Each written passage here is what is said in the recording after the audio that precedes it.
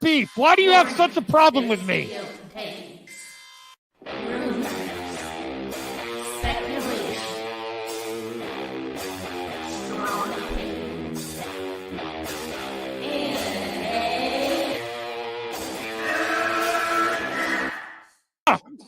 Can we get the real Andy? I would prefer the real Andy. Oh, let's get the real Max. I'll take off my mask when you take off your mask, brother. Because who's your new favorite YouTuber, Ian, that wanted to be on the show with us? The Madman.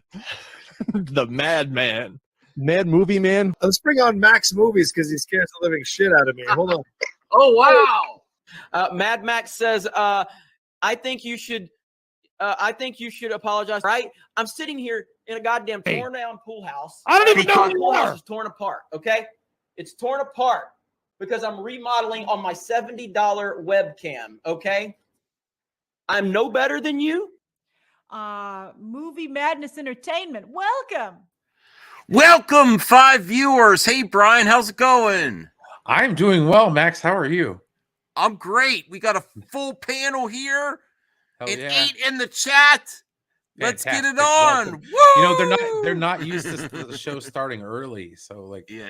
you got to give people like a 15-minute window to show up. Hey, you know? Brucifer. Hey, Taladia. Yeah, we have some cool topics tonight. I'm a little sleepy because I did not get a nap. I was at the hospital all day long, and boy, when I said last time he had a surgery, I'm like, I hope they're not late. They were even later this time. Oh my dear Lord. Hey, Rhea. Hey, Rhea, if you're up for it, if you want to, the season finale of The Last of Us is this Sunday. If you want to do like a small type thing after me and Brian do the watch party, we could hop over your place or not, whatever you want, because there's probably going to be a lot to discuss. Yes. Be sure to like the stream. Yeah, he's okay. It just, oh my God, I really do not like being no one likes being at the hospital unless you're a doctor. Am I right? Right. to get it raining money. Yes. But yeah, it was long and oh my God. And I take it unpaid day at the hospital and then eating hospital food for lunch. Ugh. It was gross. Okay, let's start with the mail. Let's switch it up and start with the mailbag first. Let's see before CGH finds out that it's posted. No, I'm just kidding. I did a single video earlier. So if anyone wants to go check that out, it's about April O'Neil. I did a reaction to I did leave a like on that earlier. I just didn't get a chance to watch Laser Luke, I'm sorry for your loss, man. Sorry to hear of your grandfather. Our thoughts go out to you and your family. Really do. All right. Okay. Let me check something else here. Hold on a second. I get my tweets. I got comments later, man. Oh, no, we had a pretty decent day. Sold some stuff, and that's about it. Yeah, it's good. Hopefully, we're getting to the end of this goddamn snow. We are getting very unseasonal weather here. It's pretty crazy. Usually, we get like, a little bit of snow. It melts, goes away, and then it's dry for the rest of the 360, 364, the rest of the year round. So it's like, oh gosh, can't handle it. Nope. Sorry. It's not cut out for it, man. Okay. Yes. I'm from California, dude.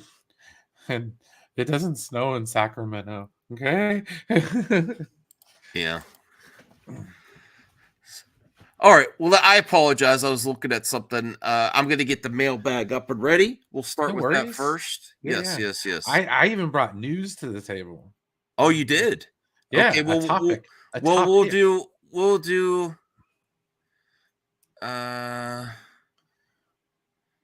okay. All right, hold on a second. Let me get to the mailbag.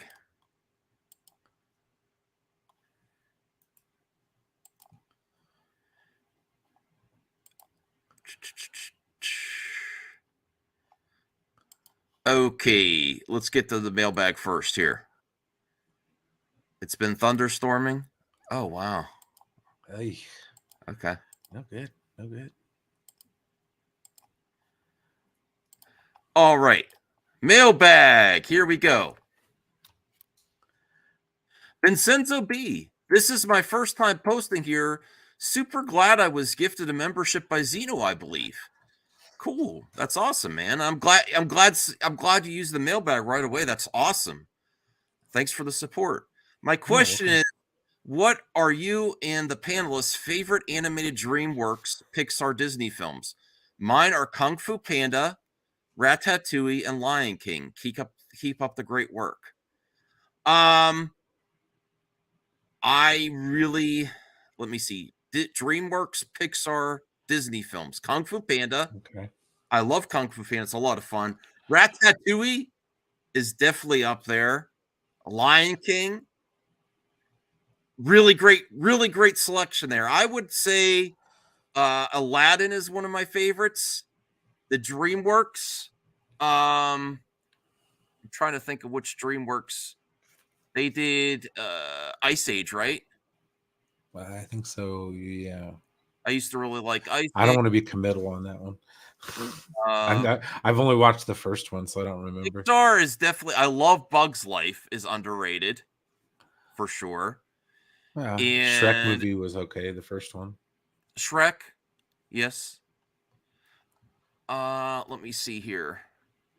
Same here too. I love Kung Fu Panda, Shrek. Those are my favorite underrated films, hands down. And hey, good news for everyone that likes animated films. This Friday, I believe, is when on Peacock that new Antonio Banderas spinoff. What is it called? Puss in Boots. Yeah, I think Puss in Boots is going to be appearing on Peacock or Paramount Plus. I can't remember. Oh, Ants. Ants. You like Ants? You like the competition? Okay. I liked that movie. It was pretty good. Bug's Life I couldn't really get into. Mm-hmm. The Cars movies are some of my favorites. Ratatouille, I love that movie.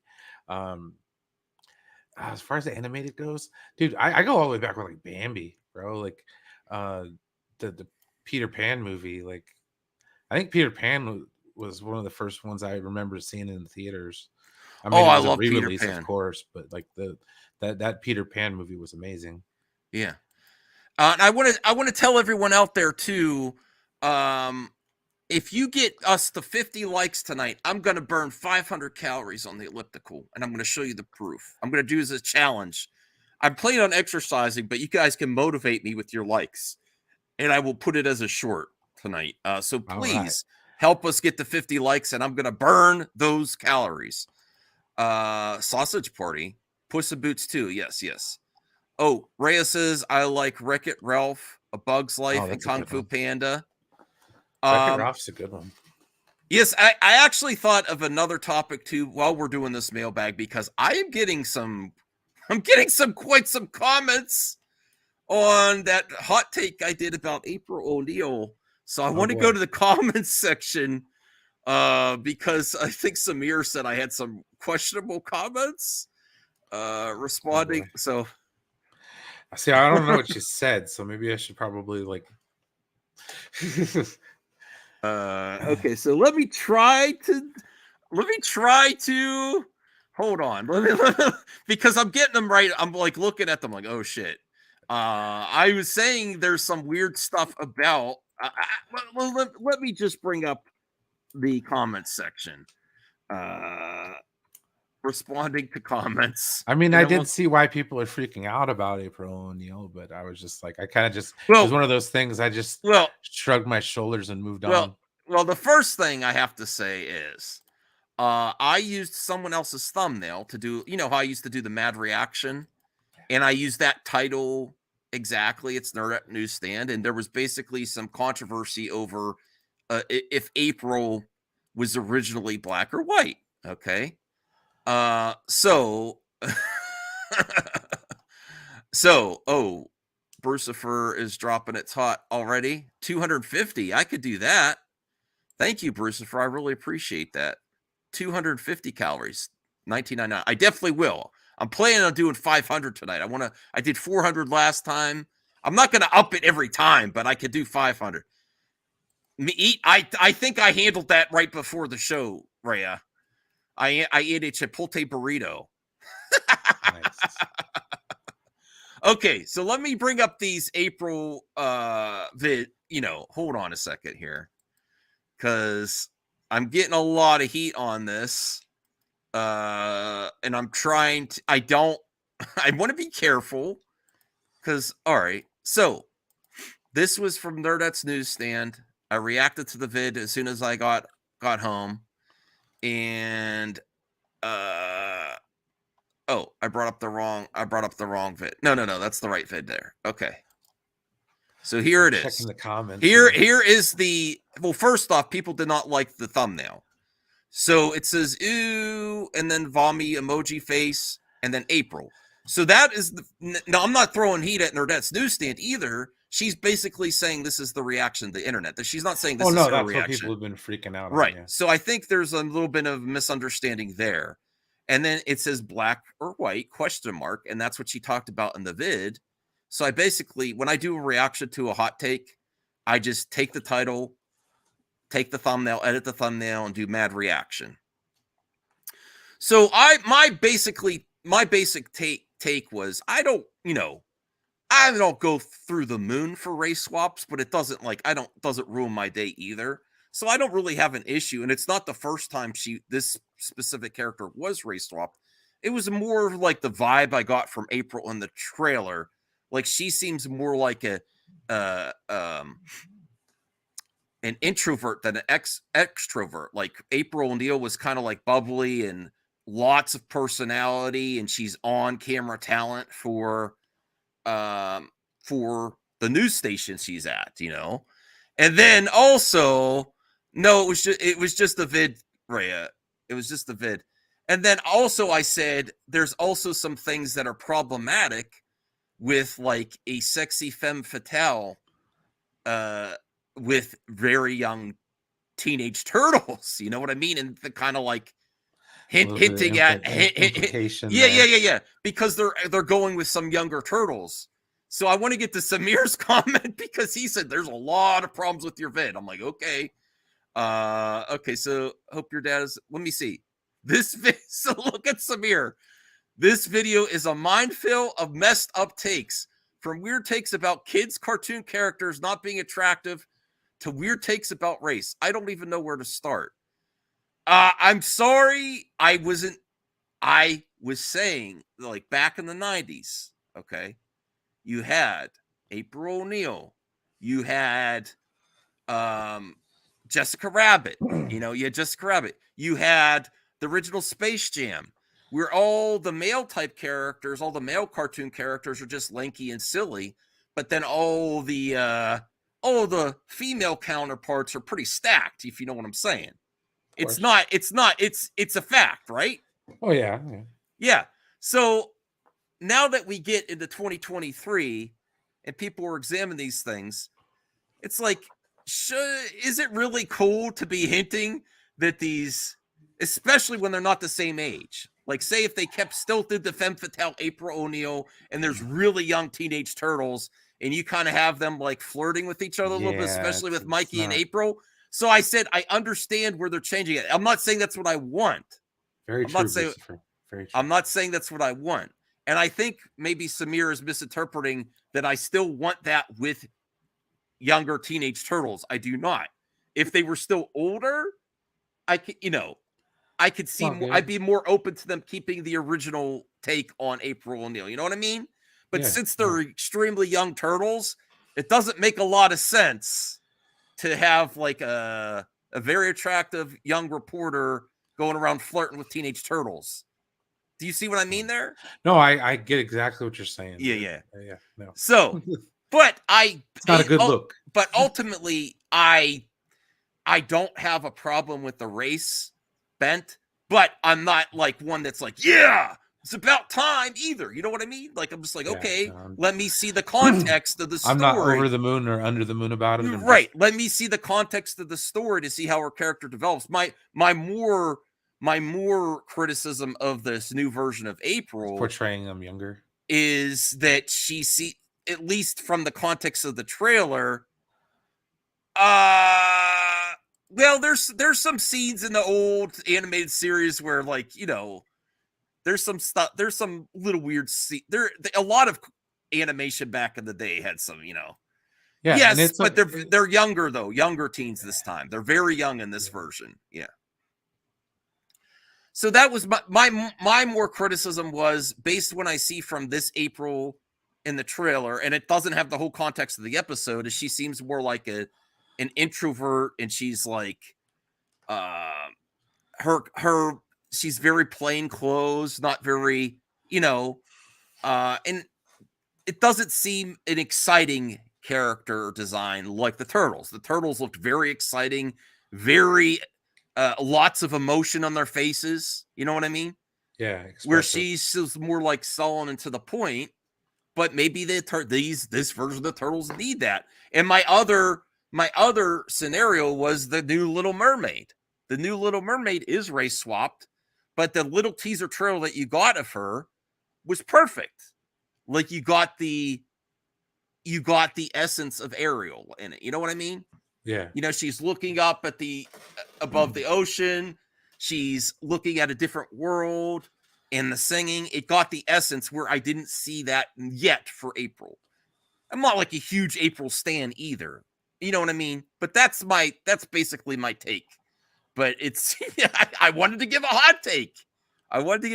So There you go. It's fine. That's fair. Yeah. So I don't, I'm open to it. My legacy lives on. Okay, so that's basically me explaining my video. So yeah, people weren't too happy with my take. Oh well, that's probably going to happen for a lot more. That's life. Yeah. All right. Let me see what this. I think there were some scenes.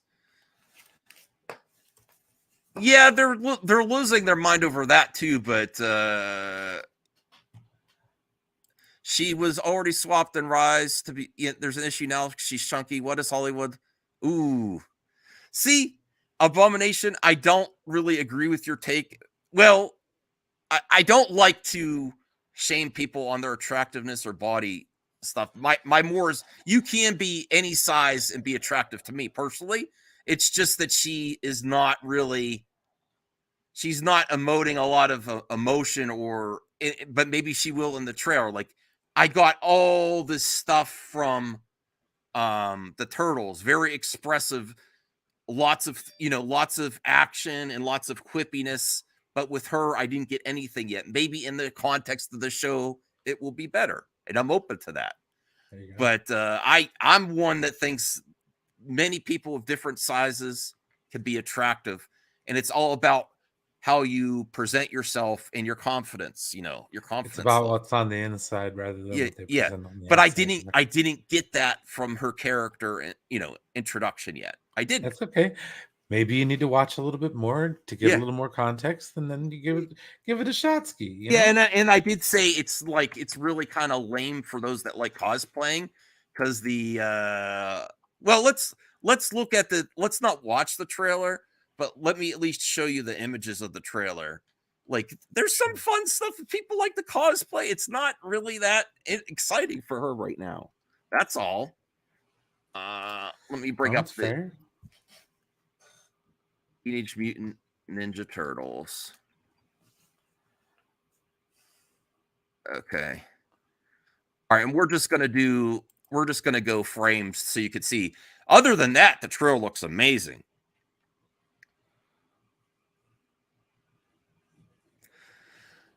Okay, I understand what you're saying, Abomination. I understand. We'll have you on the show soon too, as well. I want to bring this up here. This is the trailer. You didn't see this yet, did you, Brian? So we'll do a breakdown too. We'll do a breakdown. I love this art style. This is very reminiscent of the Spider-Verse. Oh, okay, yeah, kind of. Yeah. Well, no, that's not even it, Mr. Brunswick. Different sizes could have already cosplayed it, and there's great crossplay of different sizes. It's that she doesn't have an exciting costume. It's pretty much like looks like a normie now. You know, it's not very exciting at all. Yeah. All you've seen is just the yellow coat. I mean, Yeah. let's be fair. April O'Neil's costume has never been one that's overtly flashy. Like even Megan Fox's version of it wasn't. You know. Yeah. I mean, come on now. Let's be fair here. You know. Well, Baxter Stockman was supposed to be black, I think, at first. I believe. Okay, That's so fine. here Was it Tyler Perry or something like that? Yeah, well, that was in the recent movie. So here they are grinding down the lines here. Oh, there is Bebop and Rocksteady. They have a cool, different art style. Oh, nice. As long as it's not Sheamus and freaking. Let's be real though. She is the only one that's. Yeah. No one ever has ever really caused. Yes, they have. Okay, I think they have. Well, I wouldn't say that, Voltaire. She is the most significant character change. That's facts, right? You got to see Bebop and Rocksteady. Yeah, they look kind of like the cartoon. And then you see the Turtles, and then you see April. Yeah. And she is the most significant change. Other than that, the city looks great. I love the art style. I love the voice acting. Cool action. Look at that. Very expressive. You know what I mean? Yeah. Very expressive. Looks like it'd be fun. Ninja Stars. I'm definitely going to go see it right away. Let me see here. I don't know who these people are. I do want to see Shredder because I really want a cool show. Okay. Awesome, April. Yeah, no. I mean awesome, Rhea. What I said. Awesome, Rhea. No, there's more nuance to it than the original character. I mean, she was in that yellow jumpsuit. That was April O'Neil, holding a video camera in a yellow jumpsuit. So it's like, yeah, she's got the coat. It's better. I would like a little more reference to the original. I don't want to gatekeep the original, but I really like if they really change Shredder and he doesn't look as cool, Max. What? It's okay. It's okay. It's okay to have It's okay. What did they say in Star Wars? You must let go of your conscious self. Act on instinct. But there she is. Well, she does have the yellow jacket. I do not have an issue with that. Okay. I don't have an issue. I'm just not excited about that part. But I also want to see Shredder. I would like to see some more. I want to see the Foot Clan. That's true. Wait until they add female turtles from the comics. You have the 90s cartoon. I mean, I'm not opposed to change. I'm just saying the art style. Her character was the low point of the trailer to me. That's it. That's all. Everything else looked great. Really, really charismatic. A lot of emotion. A really cool style. And then her character seems a little downplayed with her suit and not as exciting or expressive as a person when you got all these expressions from the turtles. I think that's all I'll have to say until it's because this is really a hot topic right now. I think that's where I'll leave it. But other than that, what did you think of it? Well, what did you think, Brian, looking at those frames? I mean, I'm not going to see it in the theater, but this is definitely something that I'm going to check out. Would you have preferred them doing another live action or do this, change it up and do this? I don't know. I mean, the last quote unquote live action movie It was okay. I didn't mind it that bad. I mean, the Michael Bay movies, they were good. It would have been nice to see a little bit more with it, but I don't think that ever is going to happen. So I think we're going to be all right. I even made a banner for the topic, so you can clip it out, because this is like Cool. it's the to do, my man. No, I'm just kidding. Awesome. So you also have a topic? Yes, that you sir, wanna I do. cover? All right, let Yes, me get I this, do. Let me get the timestamp so I could clip this out. Brian's Star Trek topic. 25, 29, 25, 30. All right, we're gonna start it out. James T. Snub. What? All right. So Paramount today released a photo of the Star Trek properties and stuff like that, showing a little love, appreciation, and diversity of the universe that there is to explore. So needless to say, all right, well, we've got Captain Archer, Spock, Uhura, Dahl from Star Trek Prodigy, Picard, of course, Michael Burnham in the middle, and we also have Captain Pike, Beckett Mariner from Lower Decks, Captain Janeway, Captain Sisko, the man, the myth, the legend, and Seven of Nine, of course. Conspicuously missing is one James Kirk. James T. Kirk. And William Shatner had to tweet it out today.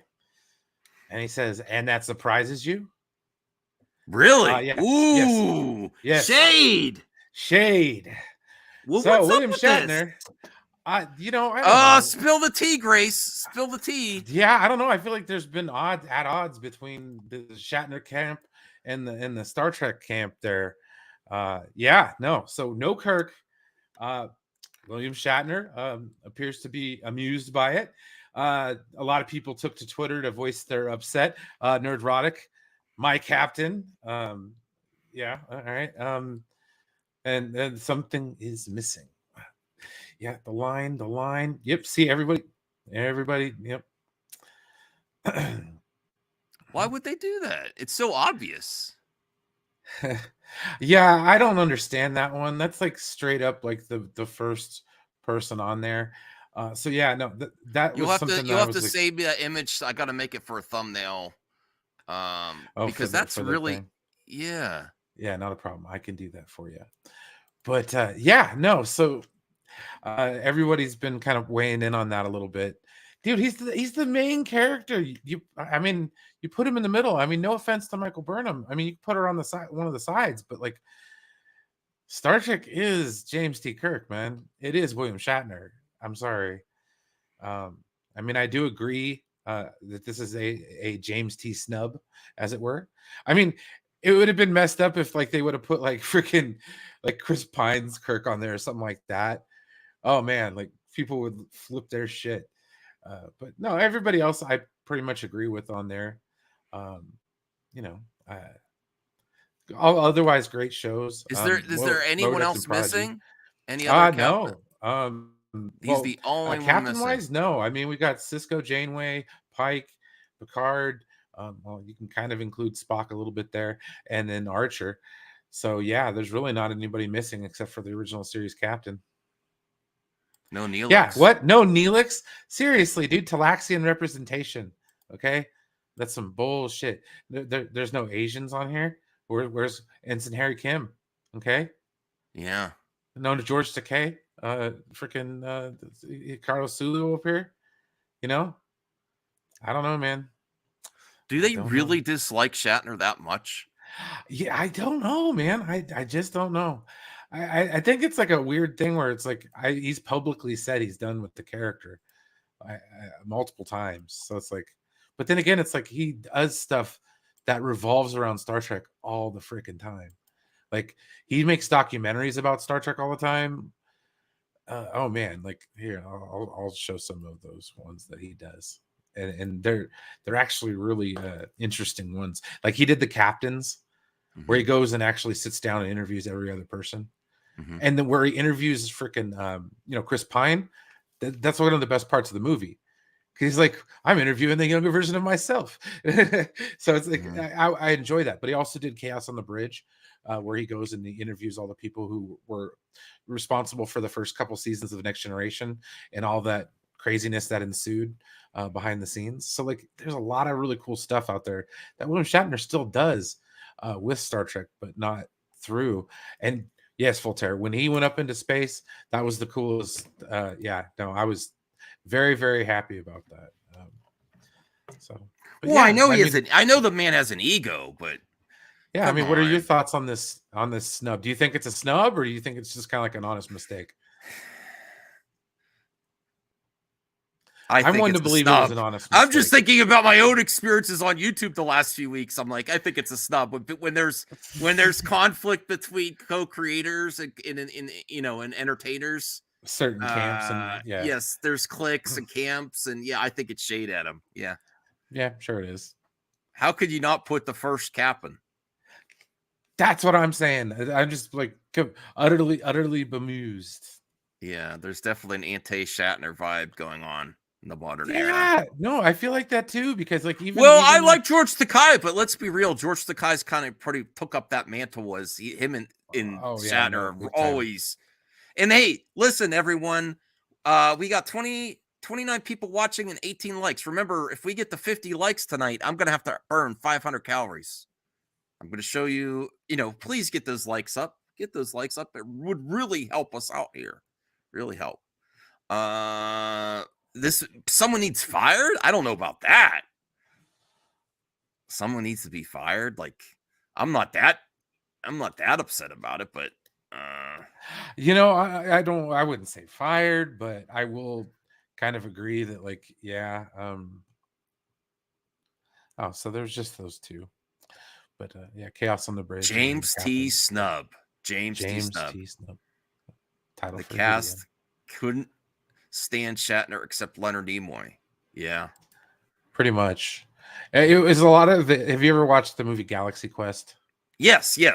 It was like I guess a lot of that is based on truth. Is there any documentary that kind of reveals a little bit about the turmoil from the OG cast? Not the original series so much. I mean, there's a lot of stuff, but it's really sugar coated, like the Shatner's Star Trek memories, or it's just really like they don't get into anything very much. I mean, there's not a lot of stuff that shows the drama behind the scenes or whatever. I didn't hear much about it, anyways. All right, cool. But yeah. So excellent topic. I have another topic.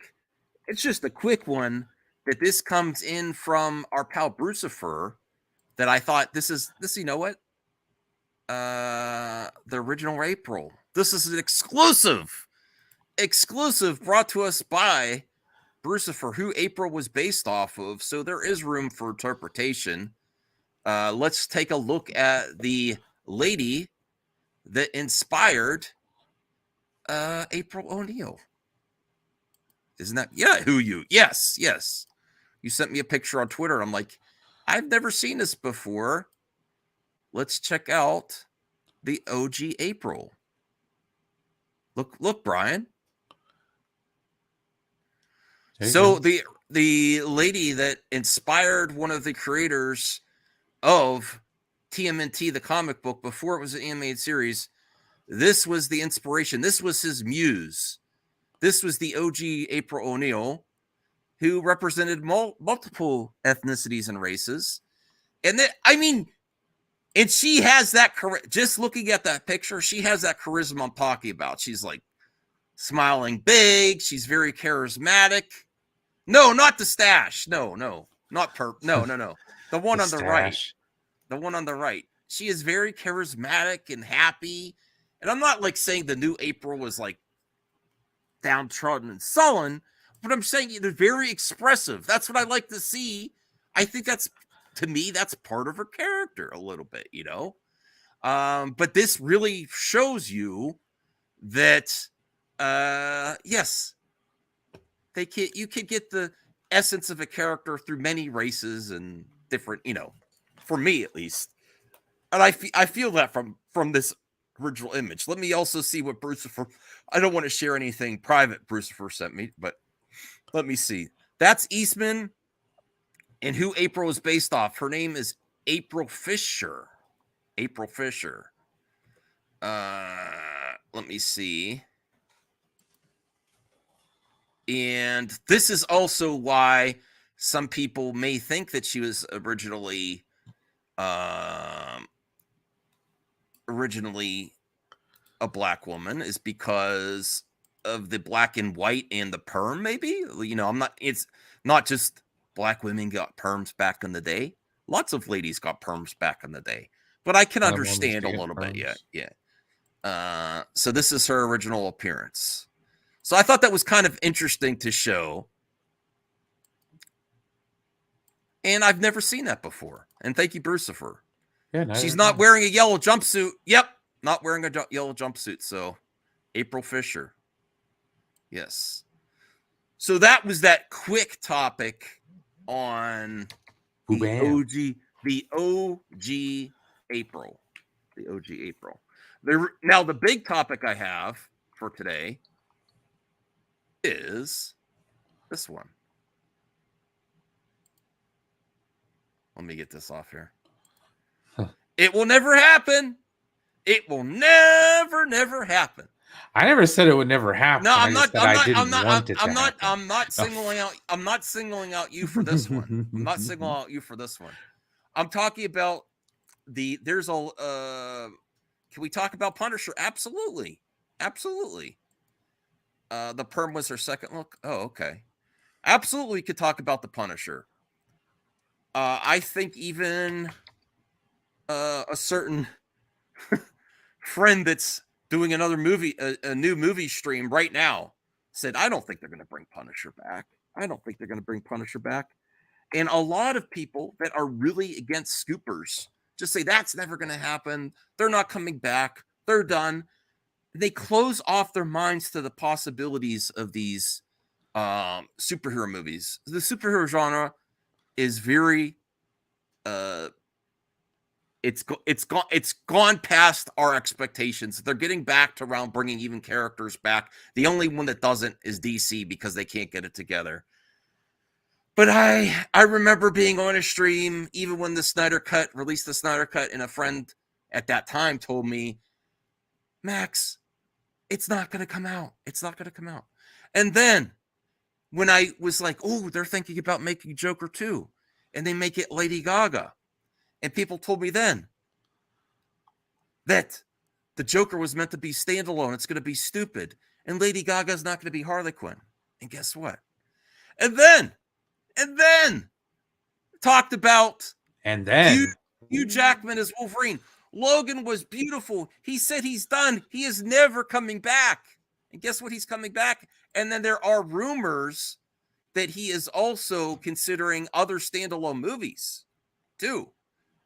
Now, those are rumors. Take those with a grain of salt. I'm not telling you to believe it.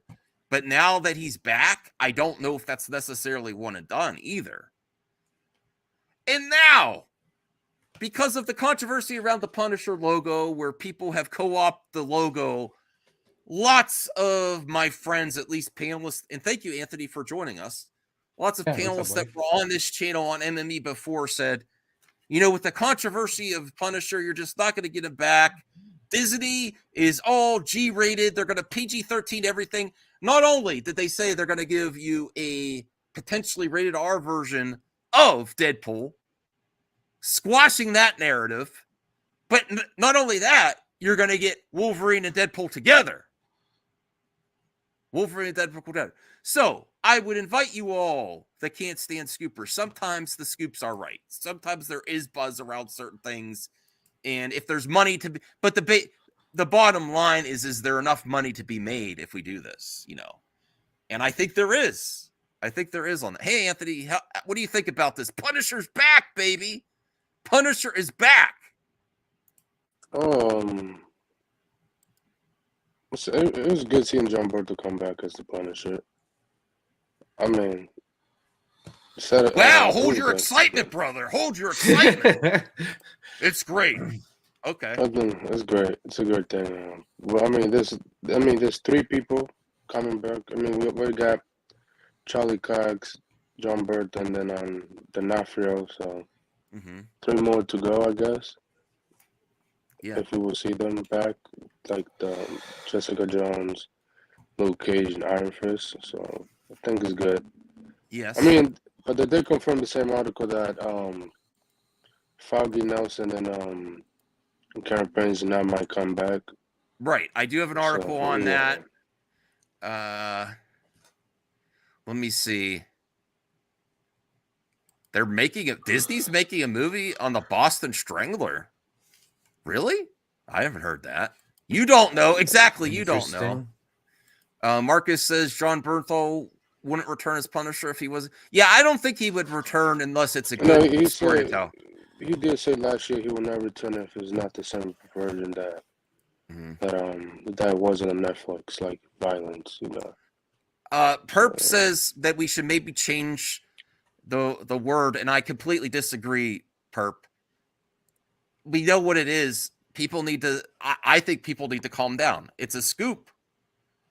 You know that might not come true or not, and stop worrying about things. I say, in my opinion, stop worrying about all these semantics and all this stuff that really doesn't matter. It's like we know what even if it was rumor or theory, we're going to come to the same thing. People aren't going to believe it, and they have a stigma against it. You know.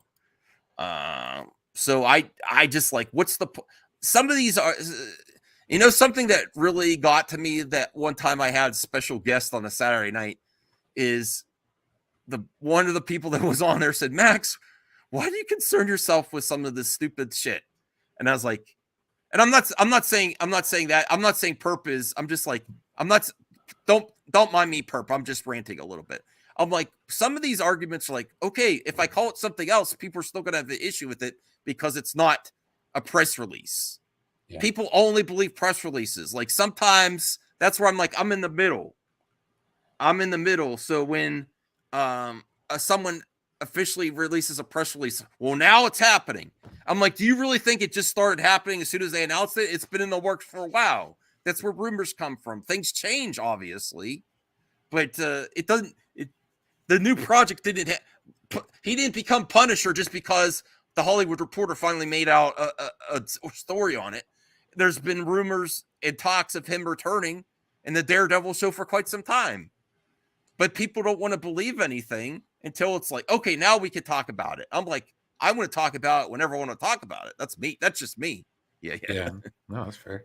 Now there are some criticisms about that Foggy and Karen are not going to be returning.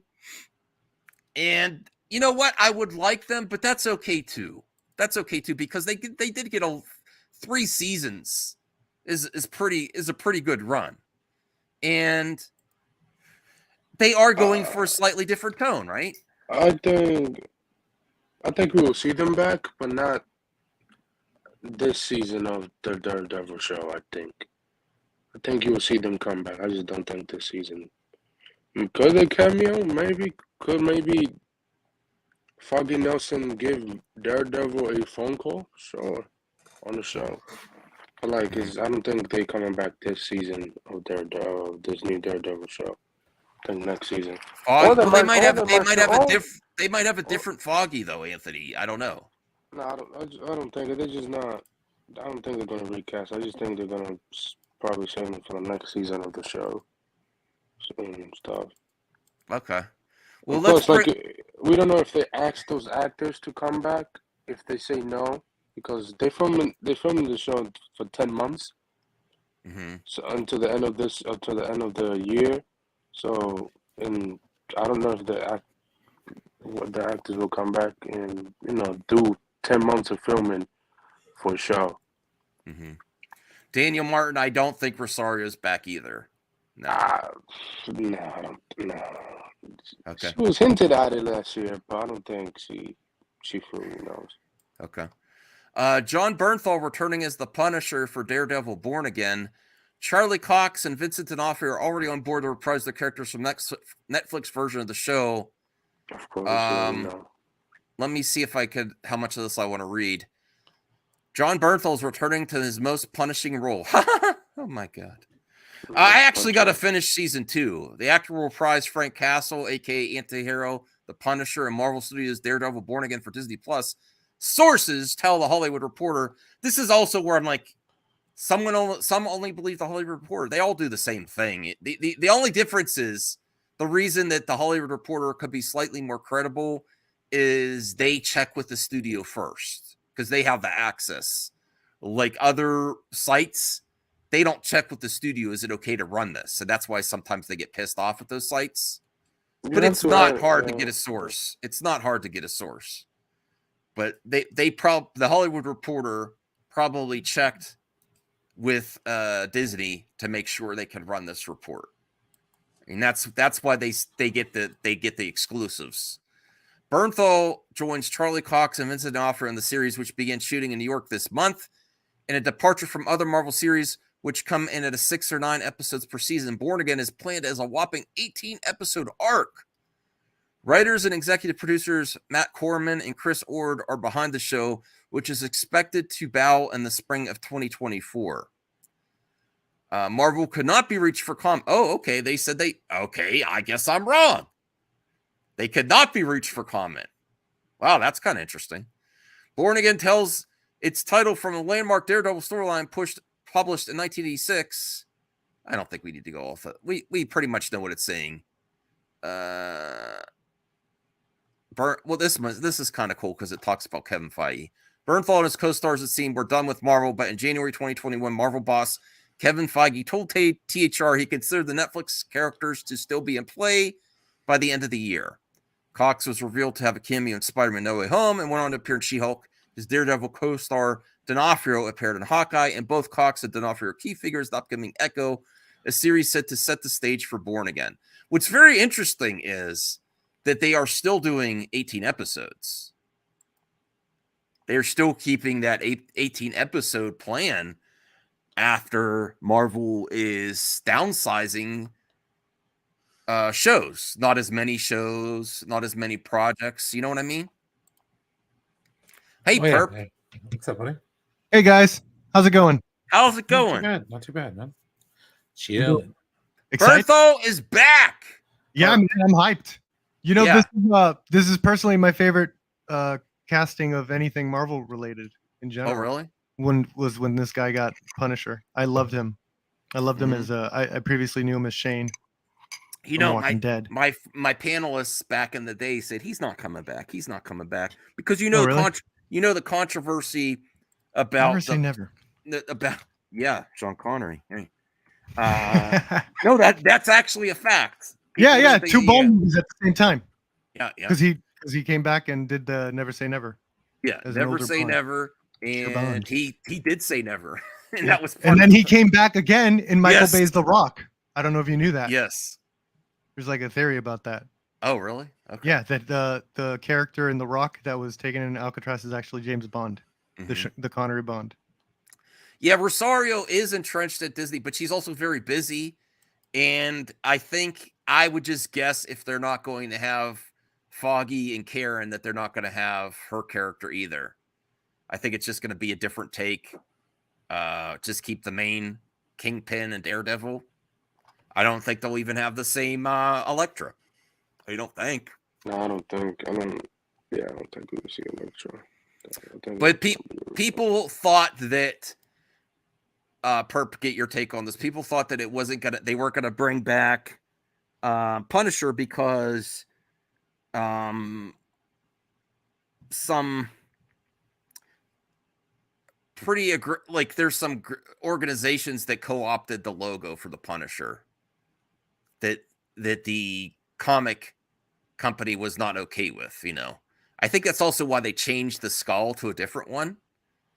But I said you don't even need the skull for Punisher. Like, there was part of the first season that didn't even have the skull. Remember that? Yeah. I don't need. I like the OG skull versus the newer one. But as long as we get a great show, I really don't care. Yeah, and as long as they need to, Max, they need to bump up the action. Like, hopefully they get that Disney money, and because I think that was my one big criticism of the Netflix show was it wasn't enough action. Mm-hmm. Oh yeah, the way that Daredevil was flipping and stuff like that, like yeah, because that's the one problem that the Netflix one of the showrunners said that was the problem, that he didn't have the Yeah. budget to make Daredevil flip and do all his stuff like he does in the comics. I'm sorry. I was talking as if there's like a Punisher show. I forgot that like it's just Punisher and Daredevil. I'm sure the action in Daredevil is fine. Mm-hmm. I'm pretty sure that probably if it's well received, Punisher probably get a revival show. That'd be nice. Or maybe a special. So who knows? So Oh yeah, a Halloween special. I would take that. Give him a gory ass Halloween special, and then introduce like a supernatural thing. First it's Go going to off. be in Born Again, so it's going to be a while. It's going to be a while, especially if true. if Marvel stays slowing down. And how the hell are they going to? Are they just going to go 18 weeks in a row? I think they're going to have breaks in between. I think at least one break. No, I think they will air the first 3 episodes of the show next year, sometime next year, whatever the release date next year is. The first 3 episodes, and then after that, it will go weekly, and then they will take breaks between. Mm-hmm. So yeah, something like that. Mm-hmm. I think the first 10 episodes, and then the second half of the episode, and the second half of the season, there will be a break in between. Okay. Yeah, well, we'll see. We'll see. Max, before if you're going to change topics, you've set sort of this path with Mandalorian of like how hyped it would be if it goes from the small screen to the big screen, and there could be a similar path Marvel could take with like Punisher, where he's in he's in these shows and then they end it with a big movie, his big arc. That'd be great. Spider-Man? I mean, Spider-Man and Punisher team up before. Yeah, so if he does show up in time Spider-Man 4, I would not be surprised. Marvel hyping up like their first like official rated R movie could be hype. And Hey, it could be Tony. Punisher. If it's Oh, not, now I'm disappointed, Tony. It's just Deadpool you. already. It's just you. No, you look great, Tony. I'm just kidding. I'm happy to see you back. Tony had a Tony had a certain icon on for a while. Hey, if you're just if you're just getting here, we're at 28 likes. Help us get us to 30, everyone. Get those thumbs up there. Get their thumbs up there. All right. So now we're gonna talk about Brian being wrong. Okay. Oh, I was singing for paying attention. I was singing for paying attention. Wait a minute. Although was Brian wrong about Star Wars? No, yes. No, although he's not, because whoa, wait. Okay, all right, go ahead, Anthony. He's not because who was it? Deadline say they are not in active development. They're not. Okay. So you want to get that deadline? We have article? Hollywood Reporter fighting against Deadline. Well, Brian, so, maybe, I don't know. Brian is not. But I do think Captain Kennedy needs to go. Well, if you have that article, hey, what happened? Anthony, I got a contact. We need to get you a new mic. I think your mic is busted. No, let me know. Let me see. Gosh. If you want to come in again, maybe try that. But I think if you have like one of those earpiece things, you're kind of scratchy, bro. Yeah, it's been scratchy the last 3 times. No offense or anything. I still love what you contribute. But man, I was going to contribute to him getting a new mic because he contributes to the show. So I'm thinking like if I could send you earbuds with a mic on it, I don't know. We'll see. All right. So I didn't mean to make him leave. Now I feel bad. I thought it had a vinyl feel to it. I feel bad, Anthony. I'm going to contact Anthony later. Okay. He doesn't. Voltaire, he doesn't need to right now. That's all I'm saying. Ha! There you go. All right. So was Brian wrong about Star Wars? What'd you say, Brian? I don't know. I'm waiting. He says Star Wars is in a good place. It doesn't need the films. Star Wars shakeup. Kevin Feige and Patty Jenkins movie shelved. How's he wrong? Taika Waititi looking to Star Wars, looking to star in his own film exclusive.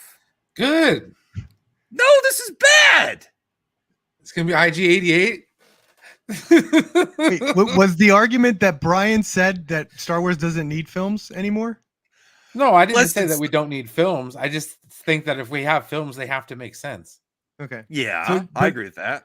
Okay, so how was Brian wrong?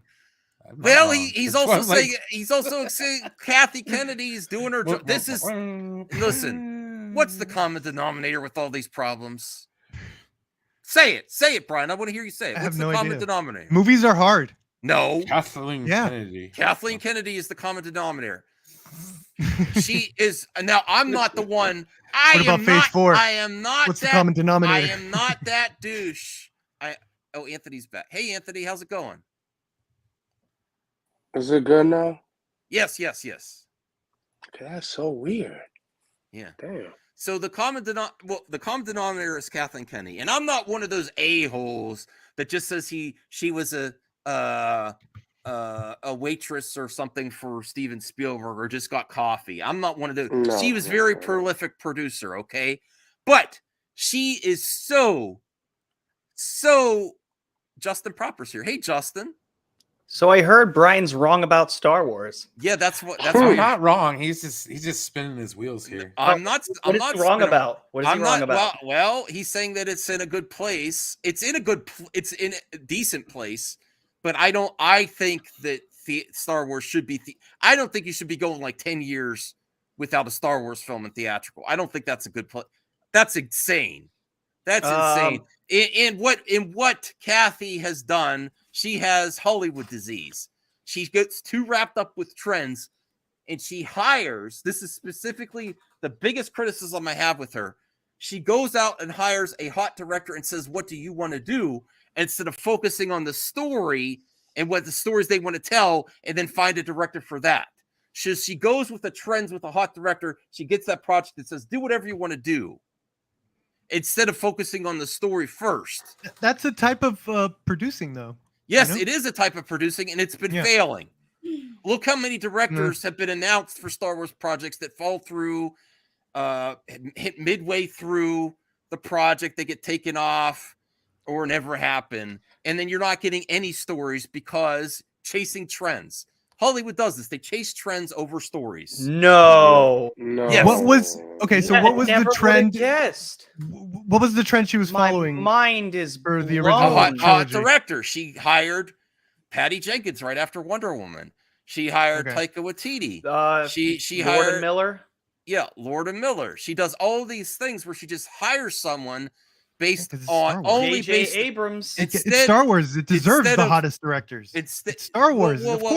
Well, She's doing her job, is what you're telling me. Not for the That is her job. I Alright, think let's I think you're being a contrarian right here because I think you're missing or at least ignoring the point He's good that at Max that. is That's trying good. to make is Yeah. that just because you hire a hot director doesn't mean they're right for the role. Right. Oh, for sure.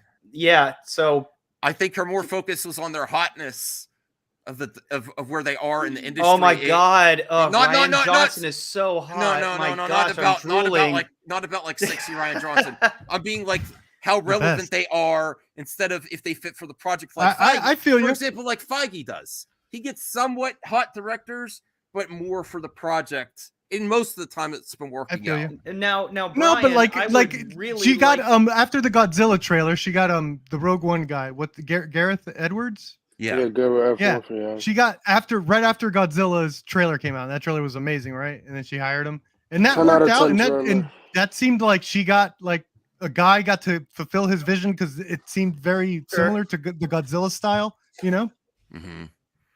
I heard there was reshoots. So the main point of this is that Brian was wrong. No, I'm just kidding. Well, Brian's what- not wrong. well, no, Brian- he's saying- Brian, no, can we- you again, tell no, me- we've been getting the Brian. best Star Wars that we've had in a long time. Well, Oh, that's Brian, wrong. Brian, I would really like to know what your perspective is. That My is perspective- so wrong that Max Okay, needs to call you out it's on it. because I differ with Max's opinion.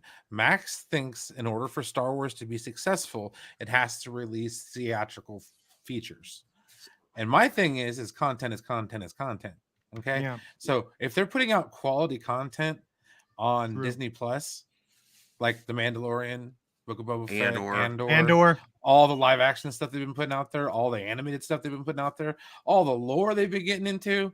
I am perfectly happy if that's what we're going to get with Star Wars for a little while. Max, look at it this way. Rather them build to a movie, like make it make sense. Yes. Give us something to look forward to. I think that's what she's going to do. I think that's what's happening. And I think that's what's happening. So if somebody, Max, could just calm down for like 10 seconds. Get a movie done for like 5 years now. Yeah, because they can't find one that fits. It's hard. They can't find one that it's fits. Hard. With Unlike Marvel, Kevin Feige could do it because there's tons of source material to go back to. And yes, everyone's going to say, yeah, there's tons of source material for it, but it's not the same. You just can't like go back and start doing like books. Well, it's too little, too late to start thinking about the movies that you want to make. So I don't think Brian is wrong because it's an opinion. It's not wrong. I know. I'm just joking with him. Yeah. And so, but I don't think Kathy's doing a good job though. I don't. Oh my God, she's doing great.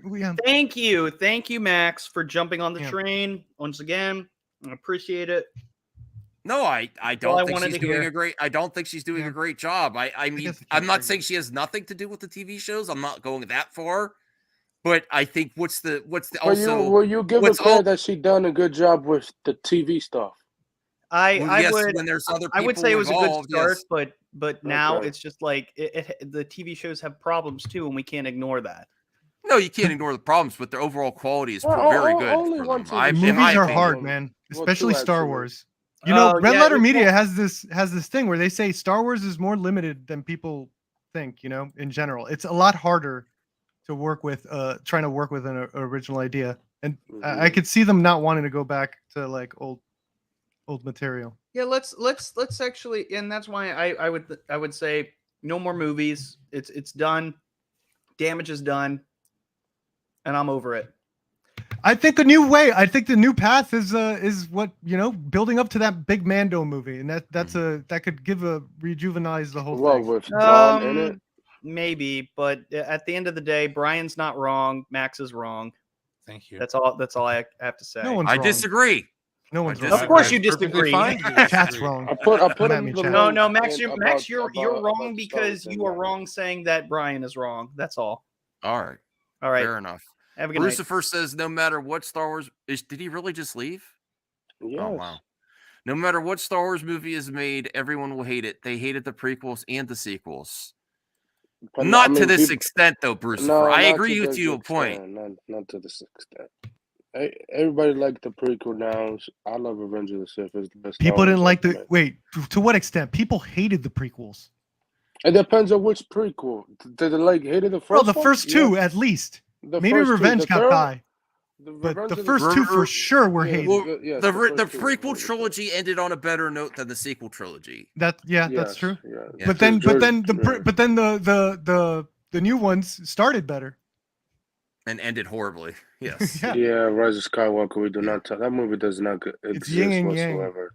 So Voltaire 499, thank you for the support, Voltaire. Why do people get triggered when you say Kathleen Kennedy has done a bad job? She objectively has done a bad job. I agree with you, Voltaire, because people think about the Disney Plus shows, which she is still involved with. But honestly, and your honest heart, I want to ask the panelists, do you think that the success of the Disney Plus shows would have happened without her? Yes, I do. You don't. I do. I don't know. I don't know what what's her day to day. That's why it's like weird to even is she doing a bad job? I'm not saying she has nothing to do with it. What's her day to day, Max? I don't know. I'm just saying that I think the secret sauce there is Filoni and Favreau, and they also accomplished the diversity. Did she hire them? The diversity that she was virtue signaling about in theatrical. We're gonna have all types of representation and directors. And you know where the first woman director for Star Wars was? In the TV shows. So I think the secret sauce is Filoni and Favreau. And I think it would have happened without her, though. She's not she's not even in the same position as them. So why even compare? She hired them, didn't she? things Yeah, that she she's not. did. She did hire Yes or them. no? Yes, to yes, make the I TV believe. Okay. show. I Yes. think she. So she hired did a them. good job there, right? She did. She Yes. did hire them. She did Okay. hire both of them to make Okay. Star Wars All stuff. right. But Sometimes it works out. Sometimes it's a roll of the dice, especially and Star Wars is hard, man, especially for movies. I think if they got a good thing going, go with the good thing, figure things out, and that's what she's doing. Okay. Well, what do you think, Brian? That's my suggestion there. Do you think the Mandalorian would suffer without Kathy if she didn't have any involvement? Well, I mean, she put all the eggs in her. She signed she signed the checks. You know what I mean? So it's like it's cool. I mean, she might not have been directly involved, but she was still involved in getting everything, the ball rolling on this one. You know what I mean? See, I don't want to say my conspiracy theory because you're going to say I'm full of shit. Well, I know think that, Iger loves Favreau, and I think it was more of an Iger play to get Favreau involved with Star Wars than Kathy. That's just I have no facts to back that up. I mean, that might be a possibility. I just know Iger loves Favreau, and I'll tell you what. The origin of the MCU, Feige gets all the credit, but if it wasn't for Favreau, it wouldn't have been a success. And Favreau also really helped with the Jungle Book live action first. He's been a consistent moneymaker for the studio. So I think when it was really at its lowest lows, I think Iger, my total speculation, that Iger had more involvement with getting Favreau there than Kathy. I have no facts. That's just pure speculation. But you have a point there. Remember when Chapek told Kathleen Kennedy stop announcing movies? Yes. I think Bob Iger told Kathleen Kennedy stop. Just stop. Slow down. Get at least 1 or 2 directors for the next trilogy of movies, and that's it. Don't announce 10 directors, 5 directors. Announce 2, and that's it. Which the article does, if you go down more, it does say which Star Wars movie will come out first. Mm-hmm. So, okay. Well, Senior Nerd says Kathy Kennedy hired Favreau and Filoni. No one else did. Okay. I mean, this is where we get to just the trades, what you get announced. Well, yeah, George Lucas did hire Filoni. Oh yeah, he did hire Filoni, and then Kathleen Kennedy sent Filoni. Yeah, but she did keep him on, though. She did keep him on. School. Yeah. Okay, what did you want me to look at? I didn't read this whole article here. Well, that's not the article. I put it in the private shot. Yeah, let me bring up the deadline and where are you going back and forth yet again over Star Wars. Let me see. Yeah, there's different things going out. Well, it's just not in active development. They don't want to admit that it's dead. Which it's still possible that it could still resurface, but let's be real. They just don't want Max to do a victory lap. I'm not doing a victory lap. This isn't.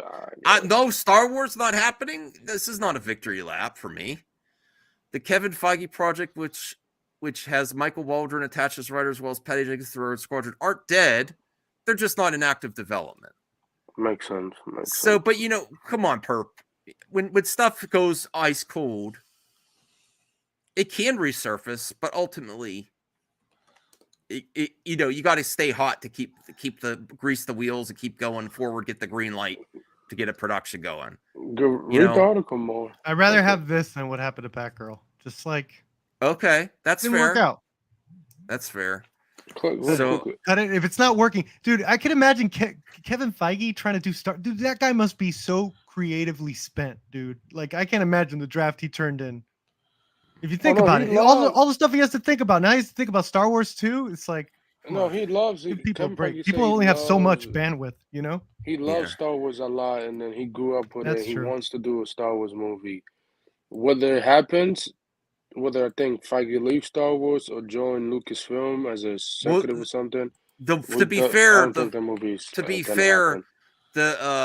the Feige thing might be that because the Marvel box office has been going down, and this might have been coming out because Quantumania. Listen, I like Quantumania, but the box office isn't good for it right now. What do you mean? No, they would Kevin have announced Feige it a is month like he's like the top of the mountain in Hollywood. No, Top, no, no, no, top, top, top, no. top, I'm top, not saying that top, he's top, gonna top, top. he's in danger of losing his job. I'm just No, saying. I'm just keeping saying, his like, just having his keeping name on board focus. anything. Like, I'm saying keeping his focus on Marvel right now to get it back where they want it to be One instead out of of where the it 30 is. movies not making over $500 million. Would that wear Disney? Yes, Disney, sure, but not Feige. But now Taika Waititi starring his own Star Wars movie. That's a red Dude, flag. her resume Listen, is ridiculous. Senior she Nerd has says, "Well, nothing to your give her the benefit of the doubt. speculations suck. Massive elephant balls, Max. Thank you, Senior Nerd." No, I think she's very talented at certain things. You know. Certain things. Yeah, she's Producing. talented. I think whether I she Look at her leaves, resume. I think Yeah, she's Any good other at producer would I kill to think- have one of those I movies on think their she- list. Yeah, true. I think she's good at connecting hot directors with money people. But she's good at getting but- talent. Yes. But yeah, searching out talent. But for specific projects, and that's probably why in the past her production credentials are so extensive, is because she attached herself to talented people that had a story to tell. But when you have a IP that comes with the story first, I think that's where she falters. You know, you have to put the IP first in this situation and search out talent that tells stories with the story you want to tell, I believe, in my opinion. But this is from Deadline. Taika Waititi in talks to star in his own Star Wars movie. That's a red flag, bro. Bro, just voice a character, just like you did in the Mandalorian or whatever shows he other voice in Star Wars. That's not gonna. That's not gonna. I like Taika Waititi. He's a great director outside of Marvel. Amazing director outside of Marvel. He's amazing For in Marvel starring too. his own Star Wars movie, that's a red flag for me. I was like, no. Well, he is in most of his movies. What if Ben Yes, Affleck? But this is not going to directed a have Taika Waititi acted movie. This is not going to have wide appeal, though, right? Because people that don't like Taika's humor, like, oh, of course he's putting it. People that aren't fans of Taika, I don't think it's going to cross over to the general audiences. Oh no, they will hate. That get annoyed by his humor and like, oh, he's going to start himself again. So, yep. I like Taika. I think whenever he stays on a project too long, it gets stale. I think he should. I think he should mix it up. Wow. Honestly, just like what we do in the Shadows was really funny for first season. Second season was still good. The third season, they're saying the same jokes over and over again. Yeah. Thor Ragnarok was amazing. Thor Love and Thunder, it was still fun. And I'm not hating on it. I actually liked it more the second time I watched it. Sure. Still, my main issue is Gore the God Butcher. I still didn't like him. But the humor is they recycle some jokes. And then him always making an appearance is going to get stale. It's like, okay. That's what I say. Try something new like you done with Star Wars. And I think you voiced his characters in The Mandalorian before. Somebody could correct me in the chat. Mm-hmm. But like voice a character. I'll be fine for him voicing a character in his Star Wars movie. Not starring in it, bro. Like, no. What do you think, Brian, that Taika he wants to put himself in the Star Wars movie? Is that like, are you like over that or why I don't not? care, Okay. dude. As long as it's a good character. Okay. Like, all right. Yeah, but do you see where people that get annoyed with this humor are like, oh, of course he's going to be in again? I totally get it, but yeah. I think I like his humor, so it's perfectly fine by me. All right. Listen, I will be happy if they start rolling on a Star Wars theatrical film. If they're like, oh, we're started rolling and where this is going to be in a theater release date, I'll be so happy. Give Taika a Star Wars. IG-88. Yeah. He did voice. Okay, he voiced it. Thank you very much. 325. Yes. Well, his love affair. I'm more mixed on him than I am Gunn. I think Gunn mostly wins. Taika is hit or miss with me. Yeah, with Taika, he likes going over his humor. I was like, bro, be consistent. Stay at the same tone. Don't do the same thing all over and over. Mm-hmm. That's the problem with Taika Waititi. Other than that, that's All right. Yeah, Well, what do you that's it. think of little movie Raptor about Anthony's concern that he's going to star himself? That's a red flag for him. All I know is this man will win an Academy Award one day. Okay. I think you're don't right. disagree there. 100% he will. Yeah. But what if you start directing all these Marvel movies or Star Wars movies, and then you're like, we need a Raptor. We need a Raptor in this Star Wars movie. Raptor's perspective. Yes. Eat them all. Yeah. So, okay. And then Bruce for $4.99. She has all 3 Back to the Future under her belt. A franchise. Yeah. That is true. Robert She Zemeckis does. is She amazing. does. No, I'm just kidding. She does have a she's great producer on resume. it. Yes. I understand Brucifer. Yes. You know. So that's all I have to say about Taika. If it actually happens, I'm for the least of my concerns is if Taika. The least of my concerns with Star Wars theatrical is if Taika Waititi is actually going to be in his own movie. It's just if they're actually going to start filming. That's my concern. And another project's going to fall through. You know. That's valid. All right, let's get back to the mailbag. Oh, that pirate show. Oh yes, yes, we really appreciate all Brucifer's support. Really is helping the show. Great person too. We love having Brucifer on member streams, and yeah, don't forget this first Saturday of Binge Buddy, Saturday morning cartoon was a success, and I really enjoyed Gargoyles. So I'm at least gonna watch the next 3 episodes. I'm undecided. We have to ask Binge Buddy members, Binge Buddy tier and up, if they want to continue the whole series, or if we want to skip around to give other series a start. Like, I'm trying to think of what I want to do. Perp, should I watch a whole series all the way through week to week, or would that get boring to the viewers? Or should we watch the beginning or first season of certain shows and jump around and find new stuff and then finish on your own? Yeah, I don't know. I think that's the way to do it, and to involve like the audience. No. You could do it like a weekly thing. Maybe you do 1 episode every day, and then at the end of the week, the audience votes which was the first pilot, and then you do the next episode, or you have a new bunch or something like that. Well, I do like watching them together. So we watch 2 episodes on a Saturday. Yeah. And then there's an arc to this beginning of Gargoyles where there's like a 5-part arc. Oh yeah, Gargoyles is gonna win, man. Never mind. You can't compete with that. So I want to watch the last 3 episodes of the arc, and then ask the viewers if we should keep watching. And the other thing I was considering is doing 2 shows every Saturday. Have like 2 episodes of Gargoyles and do like 1 episode of another show. Because people have also, I watched Nerdette's Newsstand today, and she says that new Marvel show about the one with the dinosaurs is really good. You know, that new show on Disney Plus, animated. Moon Girl. Yeah, Moon Girl. Yeah. That's so cool. So I've been hearing good things about Moon Girl. I'm like, maybe we could watch the main show and then give another show a chance with 1 episode just to give it a shot. I don't know. There's lots of things.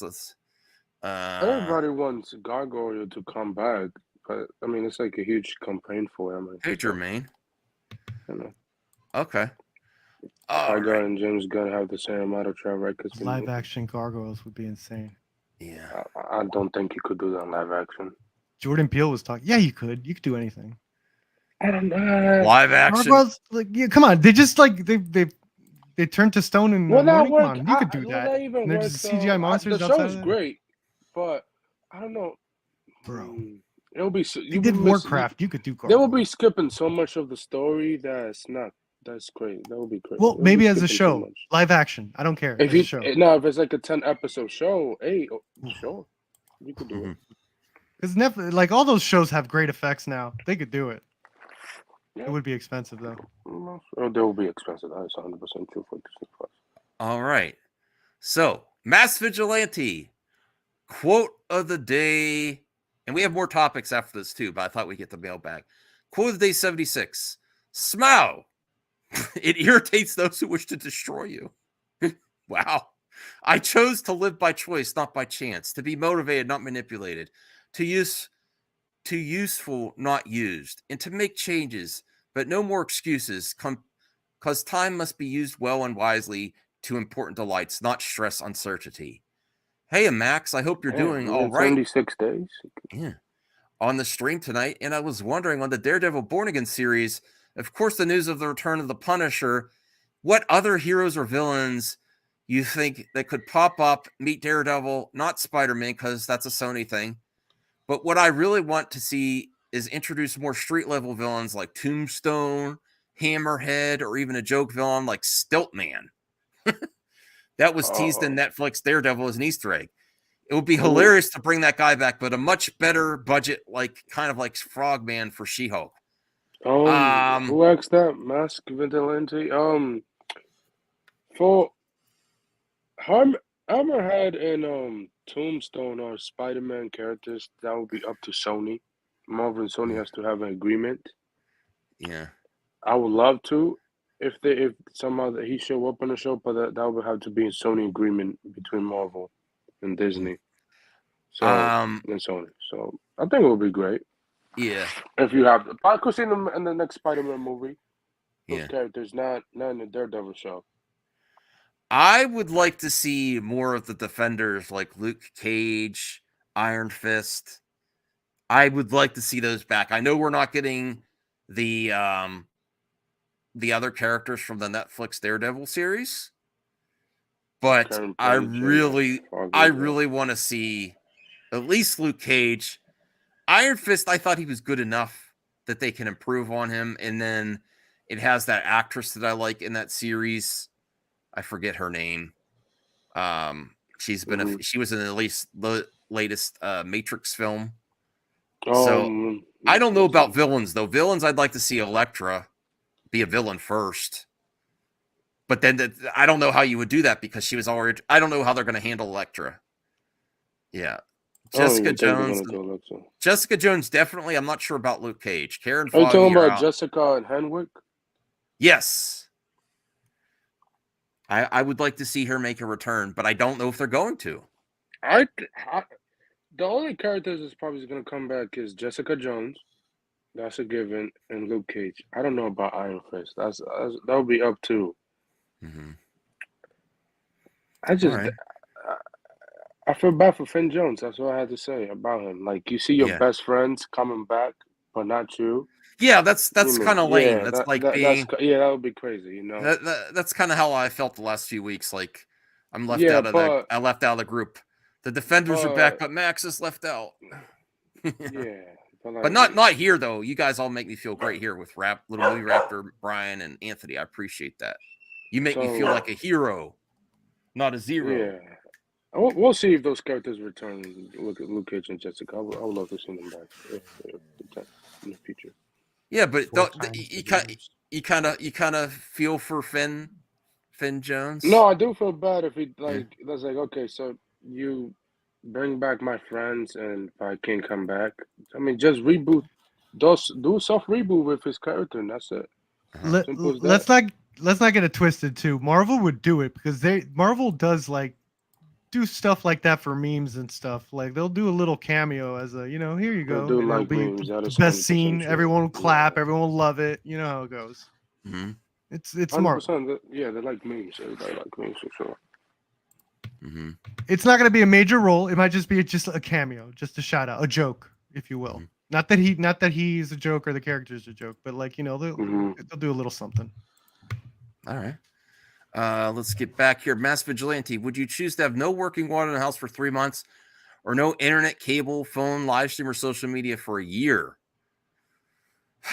Why do I have to choose these horrible things? I have to say no working water because I would have to go. I couldn't work from home anymore.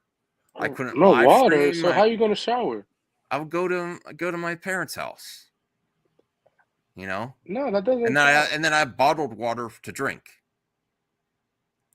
It would suck, but you can't have internet, cable. You still have electricity.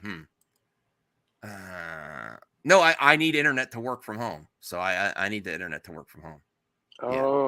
If I had to choose, it would be. This is 3 months to a year. A year without this stuff.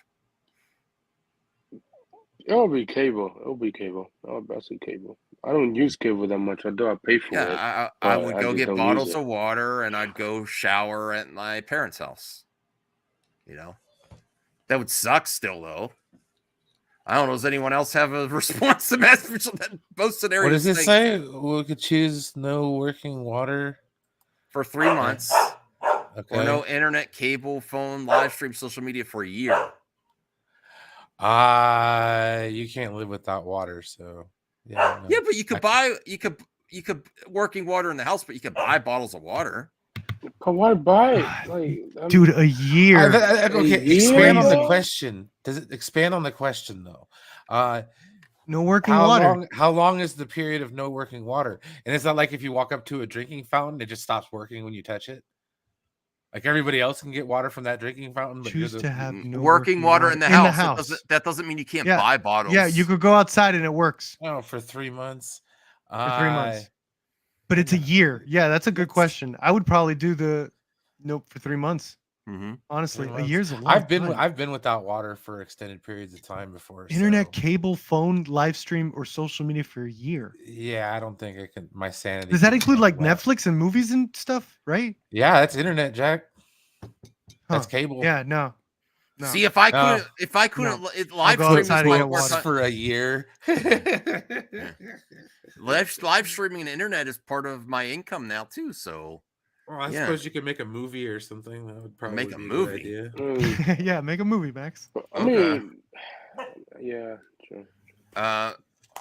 MSX question for you: if you had to make a remake of a game, which one would it be, and why?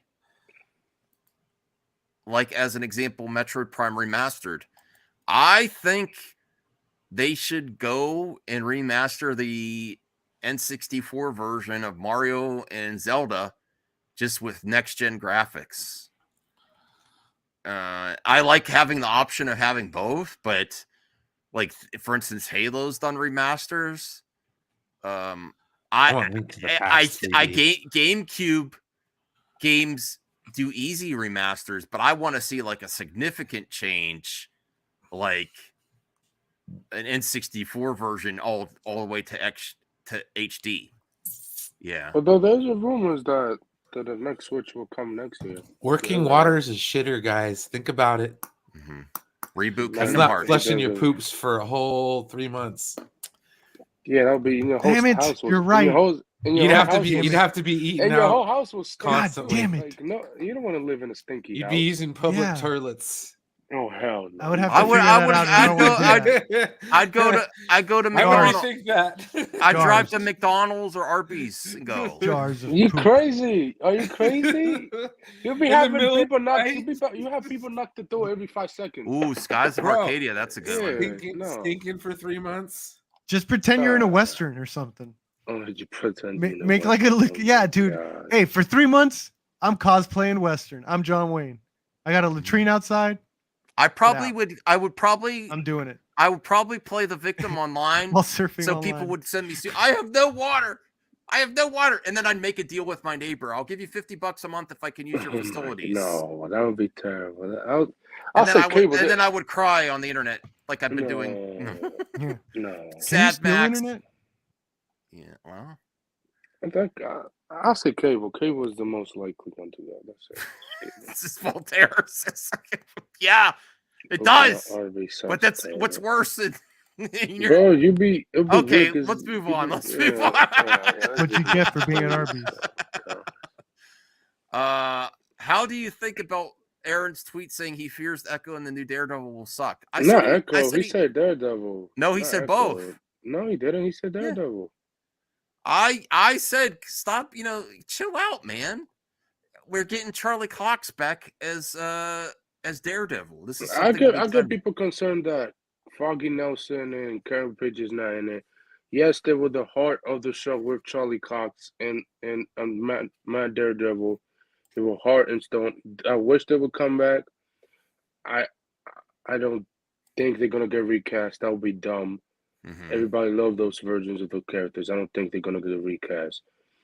I just think they're not using them for this story, or they might have maybe Daredevil probably get a phone call from his friend Foggy Nelson and Karen Page. Who knows? So I just think they might not going to use them this season. They might use them the next season of the Daredevil show. So yeah. Actors don't mean a thing. They're still being controlled. Oh. Not most actors. We're all being controlled. Yes. CJH Entertainment says my legacy lives on. Appears more questions are showing up in the mailbag. Absolutely, CJH. You've actually been slacking, man. Go ahead. Give us 100,000 questions. Yeah. Anthony asks, am I excited about the Punisher coming back? Hell yeah. And what's more exciting is I still didn't finish season 2. So I have to finish these. I got like halfway through it. I still have to finish it. I got a 7 out of 10 season 2. It was decent. Okay, Rhea asks, do you think the She-Hulk and Daredevil are really in a relationship or just a situationship? Just situation. I don't think they're in a relationship. I want them to be in a relationship, though. I want to ship them. I know. I want to ship She-Hulk and Daredevil. Nah, they're perfect for each other. I just think it's a situation of chip. I just, It's a one-night stand. Yeah, one-night stand. Yeah. Because Daredevil's a player. We saw in the Netflix show. He's a player. Yeah. And he that's what he is. He's a player. I don't know, Brian. What do you think? Relationship or situationship? They're an entanglement. Jada Smith. Say to me. Oh my God, entanglement. That is not good. Yeah, I don't know what's the best way to describe that one. I think a relationship. I think a budding relationship. Yeah, they could. It seemed like she really liked him. Yeah. Who do you think if it ended? Who do you think? I think Matt Murdock will be head over here for sure. Yeah, Matt will be the one in the relationship then. Jennifer. Jennifer, yeah. I think Jennifer's going to break his heart. Yeah. What do you think, Little Movie Raptor? I mean, that is true. He does. Relationship advice. What a relationship advice do you have for Jen and Matt? Yeah, I think it's real. I think it's going to be in the long run, and I'm really happy for both of them. Okay, cool. I do too. Everyone, I think it's this. What's your who's your ideal Marvel? What are we? Thanks, Rhea. I got ideal ship. Who do I ship? Are we talking about like a Bucky and Captain America? Get out. All right, I like the Minotaur. I don't know who That I was a ship cool in Marvel. spaceship. In DC. Oh, DC. I think you said Marvel and DC. I say. I know people hate this idea. But what about Wonder Woman and Batman? Shuri and Namor, maybe not. No, she'd break him. He killed her mom. Never mind. Bucky needs something, right? He does need a girlfriend. 100%. He does. He'd kill her in his sleep. He'd just like turn on. Who do you think needs some game Needs right to be away? Captain America. Take him on. Who do you think needs some game? No, Ray, I say DC, not Marvel.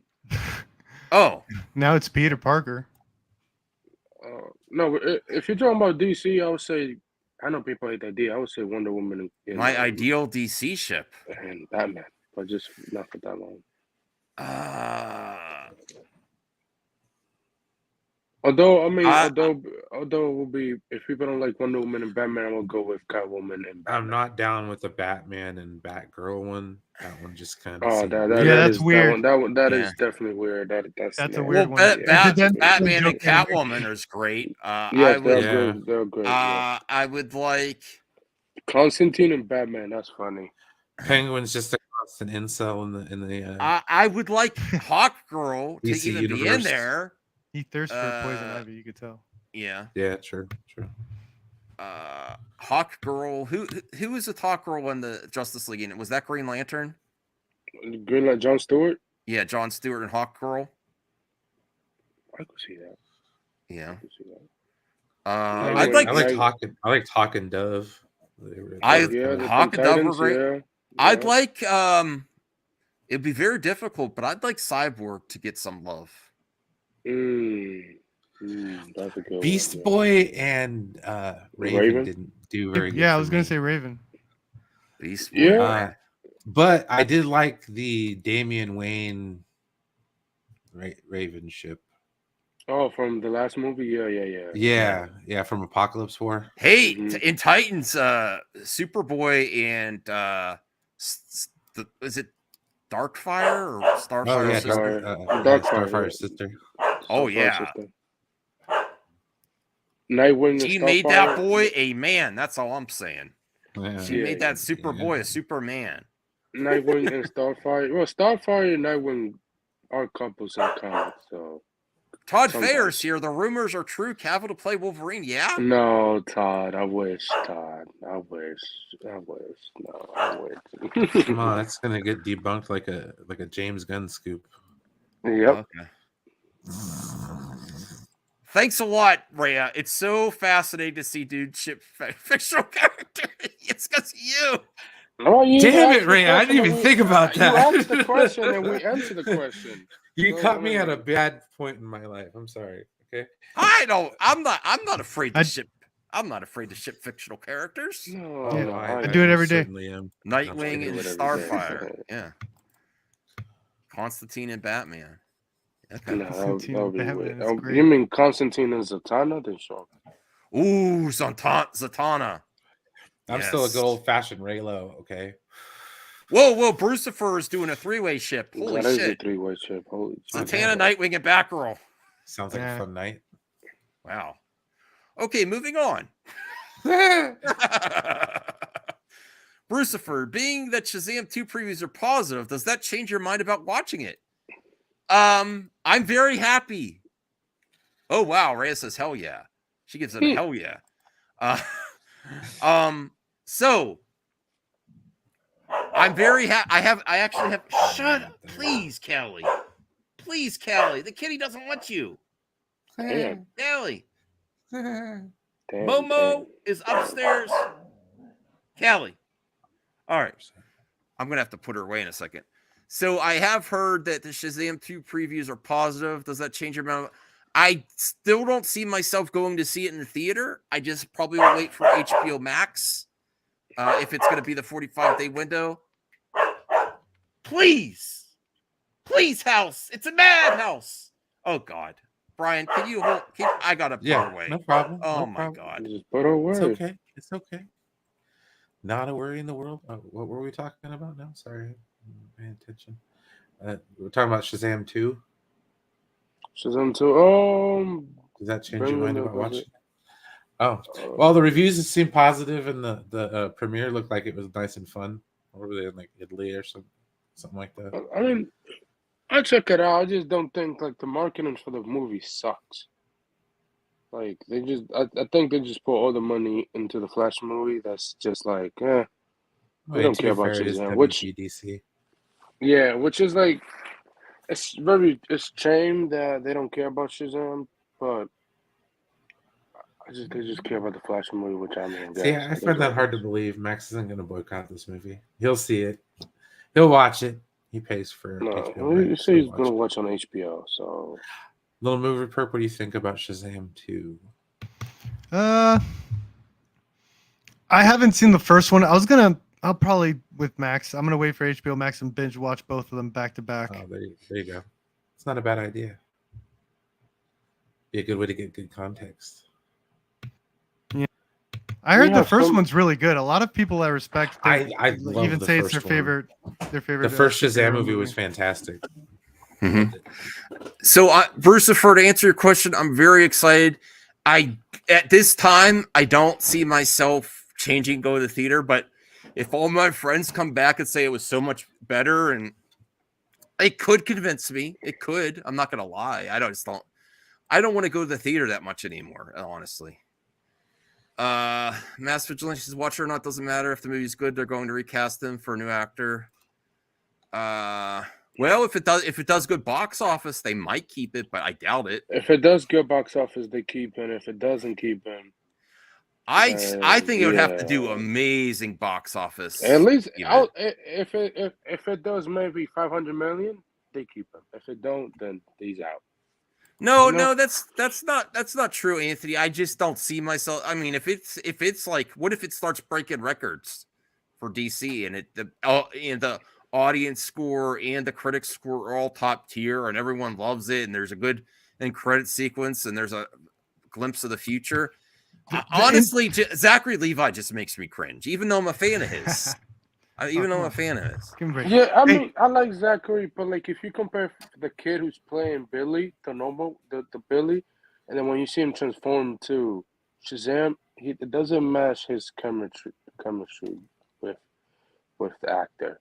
Mm-hmm. But I do like him at the role of Shazam. Whether they keep him or not, we don't know. But if it makes 500 million, they keep him, I guess. Yeah, if it exceeds the box office from the first one, I think that's going to be a strong argument. This movie is not a high budget movie. It's going to cost 125 million to make. Maybe. So, but is it's in the ultimate? It would have to be James Gunn's call, right? Yeah, it will be James Gunn. And as a creative, yeah. that's where it's a little different. Maybe it doesn't really matter about how much money it makes, no matter what. But the interesting thing is, like, do you think he would be mandated? Would it not? DC's their own thing anymore. Is that not happening? If Shazam bangs, it's like mandated. Hey, you got to use this guy. Sorry. No, I think it would have to I think for that to happen, it would have to be really significant funds. Yeah. It would have to really be something special for that. Imagine if it beats. Because you're not going to have Black Adam anymore, regardless. Black Adam's in that universe. It's like it's weird. You never know. Black Adam should have never cost twice. Black Adam went over budget because of The Rock. That movie should have never went over budget. Mm-hmm. Yes, it will beat Ant-Man 3. It's going to be Ant-Man 3 box office. Okay. Yeah, if it beats Ant-Man, that's a phenomenal hit. Yeah. Yes, it's going to beat it. What's the budget on Shazam 2? The Shazam movies are low budget movies and compared to Ant-Man, like, I don't get why the last one cost 200 million, but it's whatever. Mm-hmm. Damn, the last one. All right, so Ryan Cinematics, DCU fan. Max, I agree with it's just your opinion. I personally don't care about TMNT, and I also personally think Redhead's done dirty, like Batgirl. Oh my god. I do like the diversity of the character. I don't have a problem with that if it fits. Back then, I believe Wonder Woman should be black, but unfortunately, it's too many diversity, so I changed my mind. Well, there is Nubia, right? There's Nubia that's in the Wonder Woman. She's a Wonder Woman, yeah. Yeah, so there's room for that. You don't necessarily have to do that. Well, honestly, I mean, we gotta be real. We saw it coming with April. We see, you're not. It's not a surprise that it is. I'm not against it or anything. It's just I saw in your stream the original April iteration, and that's all it is. It's a different iteration. Adaptations. She was a redhead in a canceled movie. Yes, you're right, Rhea. We can't forget that. We have to be not ignorant that ladies of lots of races can have red hair as well. So that's a defining. Yes, April has auburn hair in the trailer. Okay. Yeah. Listen, I'm not gonna get mad over an animated movie. It's just okay, whatever. Good for you. I've said Ethan Van Sciver calls it gingercide. And I've said back in the day, my subjective opinion is that was diversity as redheads in the comic book origins instead of. Oh man, you're just like diminishing an entire group of people right now. No. No, I like redheads. What do you mean? No, I'm saying not. I like redheads too. No, Max, I'm just saying. Do you know what I mean? Perp. Do you know what I mean? Perp. Not yet. No, back in the day when they made comic books, instead of having true diversity with lots of different representation, they just had a lot of redheads. Is the reason why I feel like they're replacing a lot of the redheads. Is that true? That's just my interpretation of what's happening. Is that true about the comic books? Like older comics back in the day. Okay. I'm sorry. I apologize, Rhea. I think don't they just move them around? Wasn't right? Look. I'm gonna move people on were from this complaining. Yes. People were complaining when Lois Lane, who was a brunette, was changed to a redhead. Yeah. They just move them around, guys. They just move them around. To be honest, I want ginger representation as well. Yeah, I'm not saying that. I'm just Lois saying Lane now. I'm just saying that's my interpretation of comics back in the day. Oh yes, I apologize. I'm moving on. Moving on. Yes. Thank you for steering me away from that. I'm personally exhausted. Woody Harrelson. Yes. Carnage. Okay. But I think Nubia, and what was the other character, Rhea, that you like? That's also in the Wonder Woman staple. What are some other characters from like Themyscira? I forget that other character you were saying, Ray. I can't remember her name. That she looks great too. I'd like to see them introduced. Artemis. I forget. Damn it. I'm like, I've seen that character's design before, but I haven't really done a lot of research on the character. There's lots of great characters in the Wonder Woman universe, not just the DC universe, that we haven't seen yet. That I would like to see. Anthony asks, will you admit what you're wrong about Shazam 2? Absolutely, I'll admit when I'm wrong. If I am. Oh my God. Probably or probably not. No, I think all you're getting right now, she kind of looks like Wonder Woman's outfit, Rhea. You said you told me about her somewhere. But that's New Gods. What she's talking about? That's New Gods. Big Broader and the Furies. Okay. Yeah, that's New Gods. They were doing that'll be up for James Gunn if you want to introduce the. Yeah, if I'm wrong about Shazam, I'll admit it. And I want to be wrong. I want things to be good and surprisingly good, Also, this is an interesting read. No more Feige Star Wars. I can't imagine Taika's would be the first Star Wars film after so long. First. It's an active development. Doesn't mean the first one will be Lindelof. That will be the first Star Wars movie out of the gates, not Taika Waititi's. Say Taika? Do you say Taika Waititi's? Whatever his name is. You're gonna have to censor that, just in case. God. It's Taika Waititi. Man, what do you pronounce his name? I just call him Taika. Taika con qué? It's just I think a Feige Star Wars movie will happen in the future, but just not now. He's too busy. He just can't do too much at the same time. It's just impossible. Ryan Johnson, whether that happens or not, who knows? Taika Star Wars movie will happen. Probably will be the second movie that will come out of the gate. So the second Star Wars movie. So we'll see. Let me see. Well, they said they announced some stuff Star Wars Celebration this year. Those not going to be live streamed, which is crazy. So, okay, Yo, what if they got Robert Rodriguez to do the Mando movie?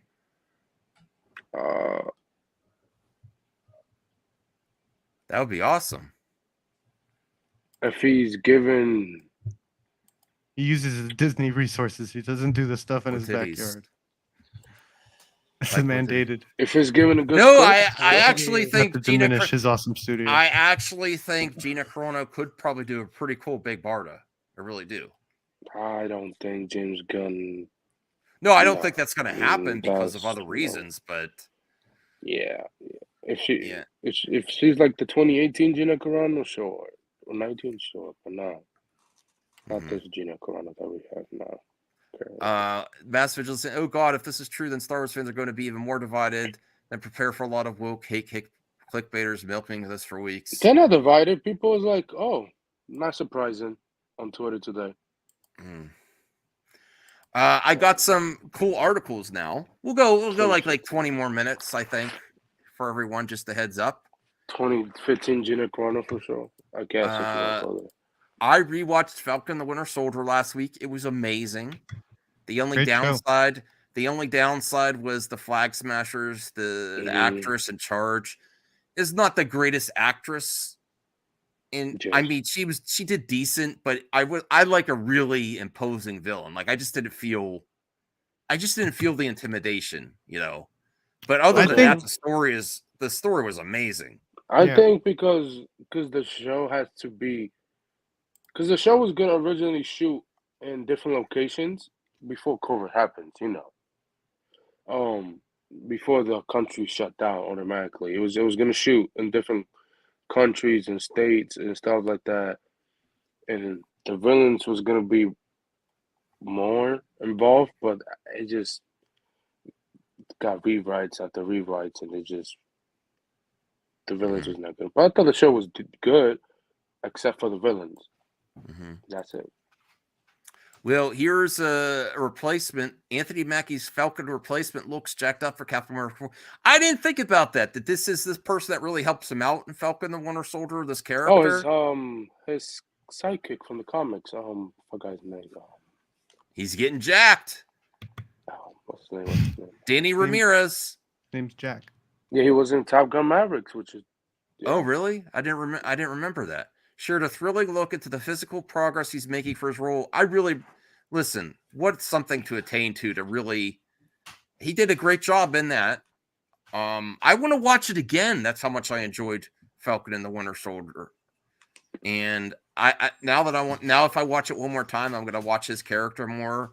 And that's great that he's going to pass on the mantle of Falcon too. Yeah, he's going to be a sidekick in the MCU, which, you know. That's great. That's great. Good for him and stuff. So, he's getting jacked for the new Captain America. MCU star Danny Ramirez shows a selfie in the gym on Twitter, updating fans of his progress towards getting into shape for his role as Joaquin Torres. The character will officially be taking over the Falcon mantle from Anthony Mackie's Sam Wilson after Wilson was promoted to the MCU's new Captain America. And I thought that was done great. Yep. I even think in the I even think that the way they handled criticism of just replacing Captain America with a black man was actually handled within the narrative of the story. It was so well developed in how, and when they said that someone's always going to have an issue when a black man becomes Captain America. Mm-hmm. People called that cheesy and woke, and I thought that was one of the best lines of the show. I was this is so relevant. This is so relevant. Isaiah Bradley, they tried to turn him into Captain America. Oh, the Isaiah Bradley story was beautiful. I mean, it's very sad, but it is sad. The way the acting it was executed on, the actor that played Isaiah Bradley, and at the end when he says, leave me for dead. No, they want it, and he's like, nope, you're kidding yourself if you think a black man could be Captain America. And then at the end, when the new captain, Sam Wilson, takes him to the Captain America Museum, and they have an Isaiah Bradley statue, and he brought his history back from the dead. That was so beautiful. That was good. That was good for sure. Yeah. I understand this though, Monkey Jesus. If they both have wings, is that going to be kind of silly? Potentially. Yes. Depends on how they. One of them is U.S. government issue, and the other one's it depends on how they use him as a sidekick in the movie. Mm-hmm. They might have a jetpack. That is true. Boom, less silly. So the old Bond jetpack too. Go down a little bit. The heavy one. Yeah, let's look at this picture. Wow. God damn. Don't get too thirsty, y'all. Don't get too thirsty, y'all. Here's Jonathan an update. Majors, #Jonathan Majors said this. Is the bar. Oh, that's awesome. Yeah, he did. He did. He's doing his best. I mean, that's not good. That's good. That's how I look too right now when I'm working out. No. Oh my gosh, no, Max, no. Good job. So, good job. That is an update for Whoa! Get yourself a water, everyone. Get yourself a water if you're thirsty. I can't for 3 months. Oh, that's right. God. But at least you have internet. That's why I'm here. He does have internet. Yeah. Good job, buddy. Good job. Yeah. Okay. So that's that. Now that that's out of the way, let's get to some other topics here. Okay. let's do this because everyone wants me to admit that I'm wrong. Now, I don't think this is going to have me admit that I'm wrong. But let's take a look at it because this is just the initial reactions. The initial reactions are usually positive. Usually positive. This is for Shazam 2. Wrong about Oh what? no, Anthony. Hope you feel better soon, man. Oh, feel better, man. Yeah. All right.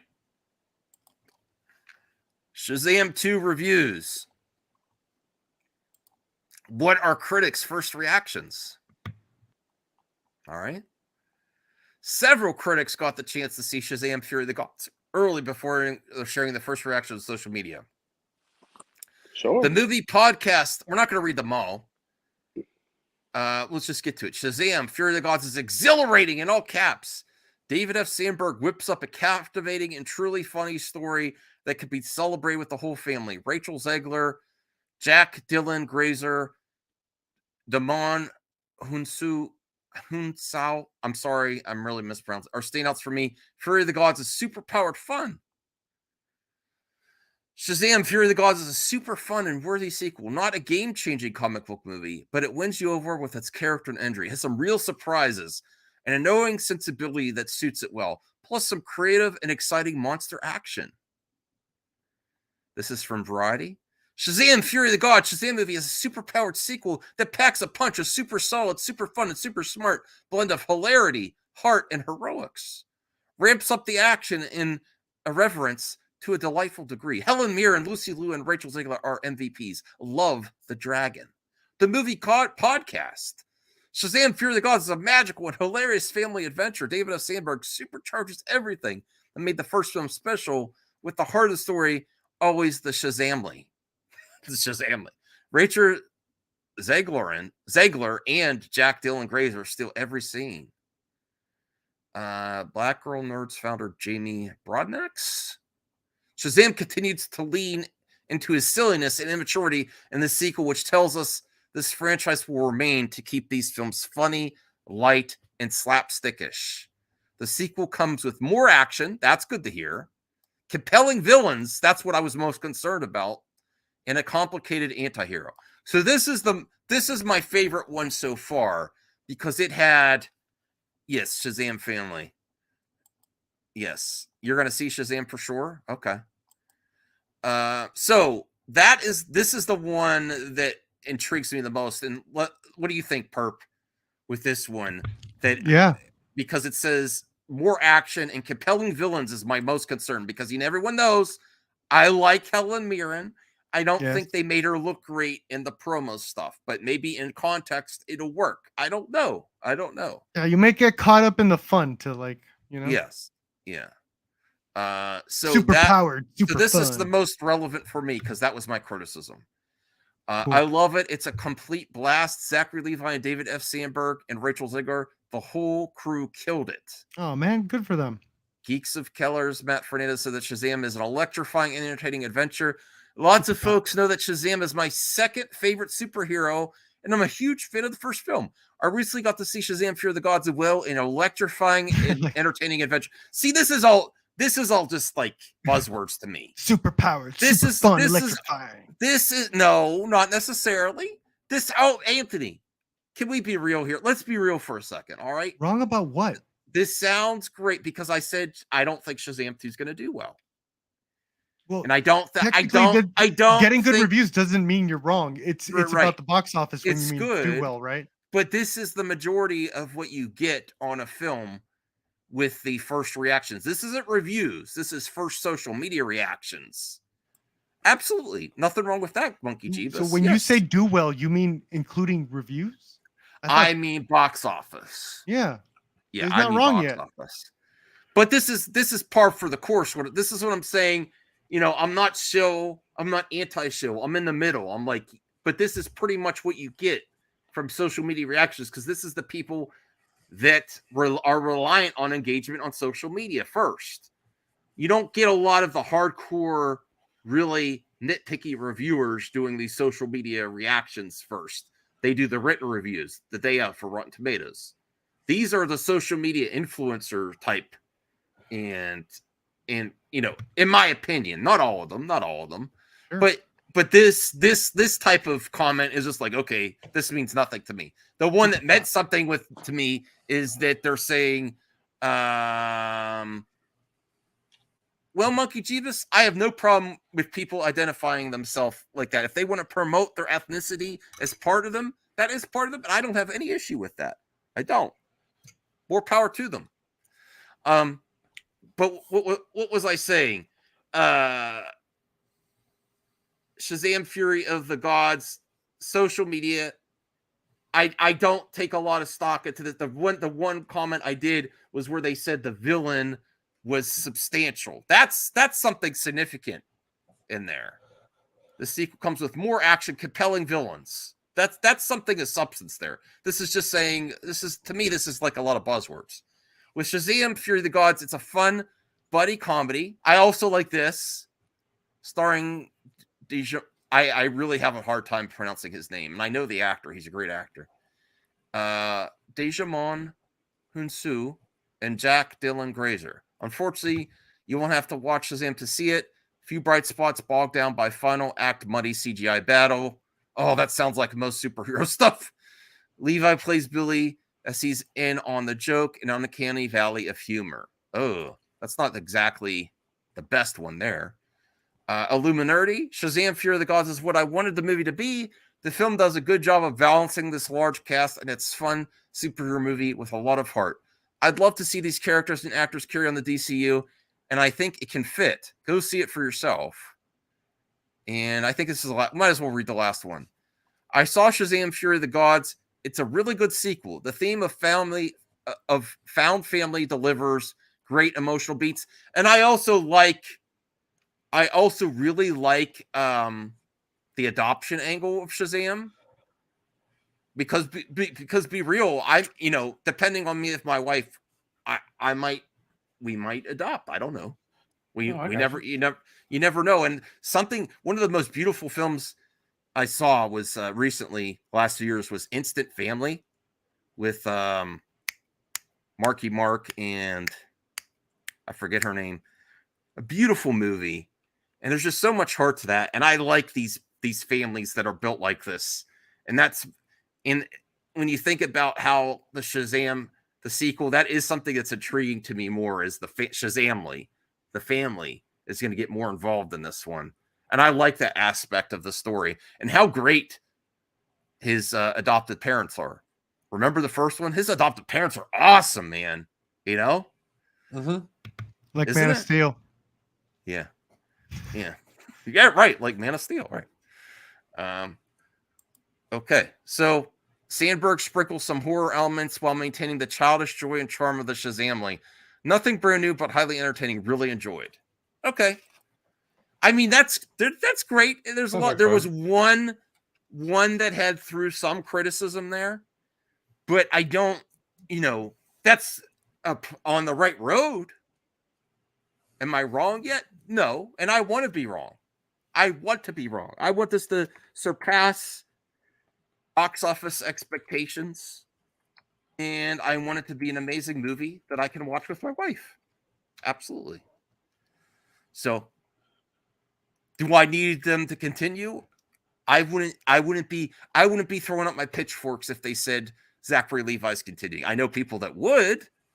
I know some Snyder fans that would be upset because of all the shade he threw. And another one that's friends with Safran and Gunn gets to continue. So I know that's another reason I think it's not going to happen. It depends on the box office. If it does good, if it doesn't, he doesn't get to continue, and end of the story right there. That's it. Mm-hmm.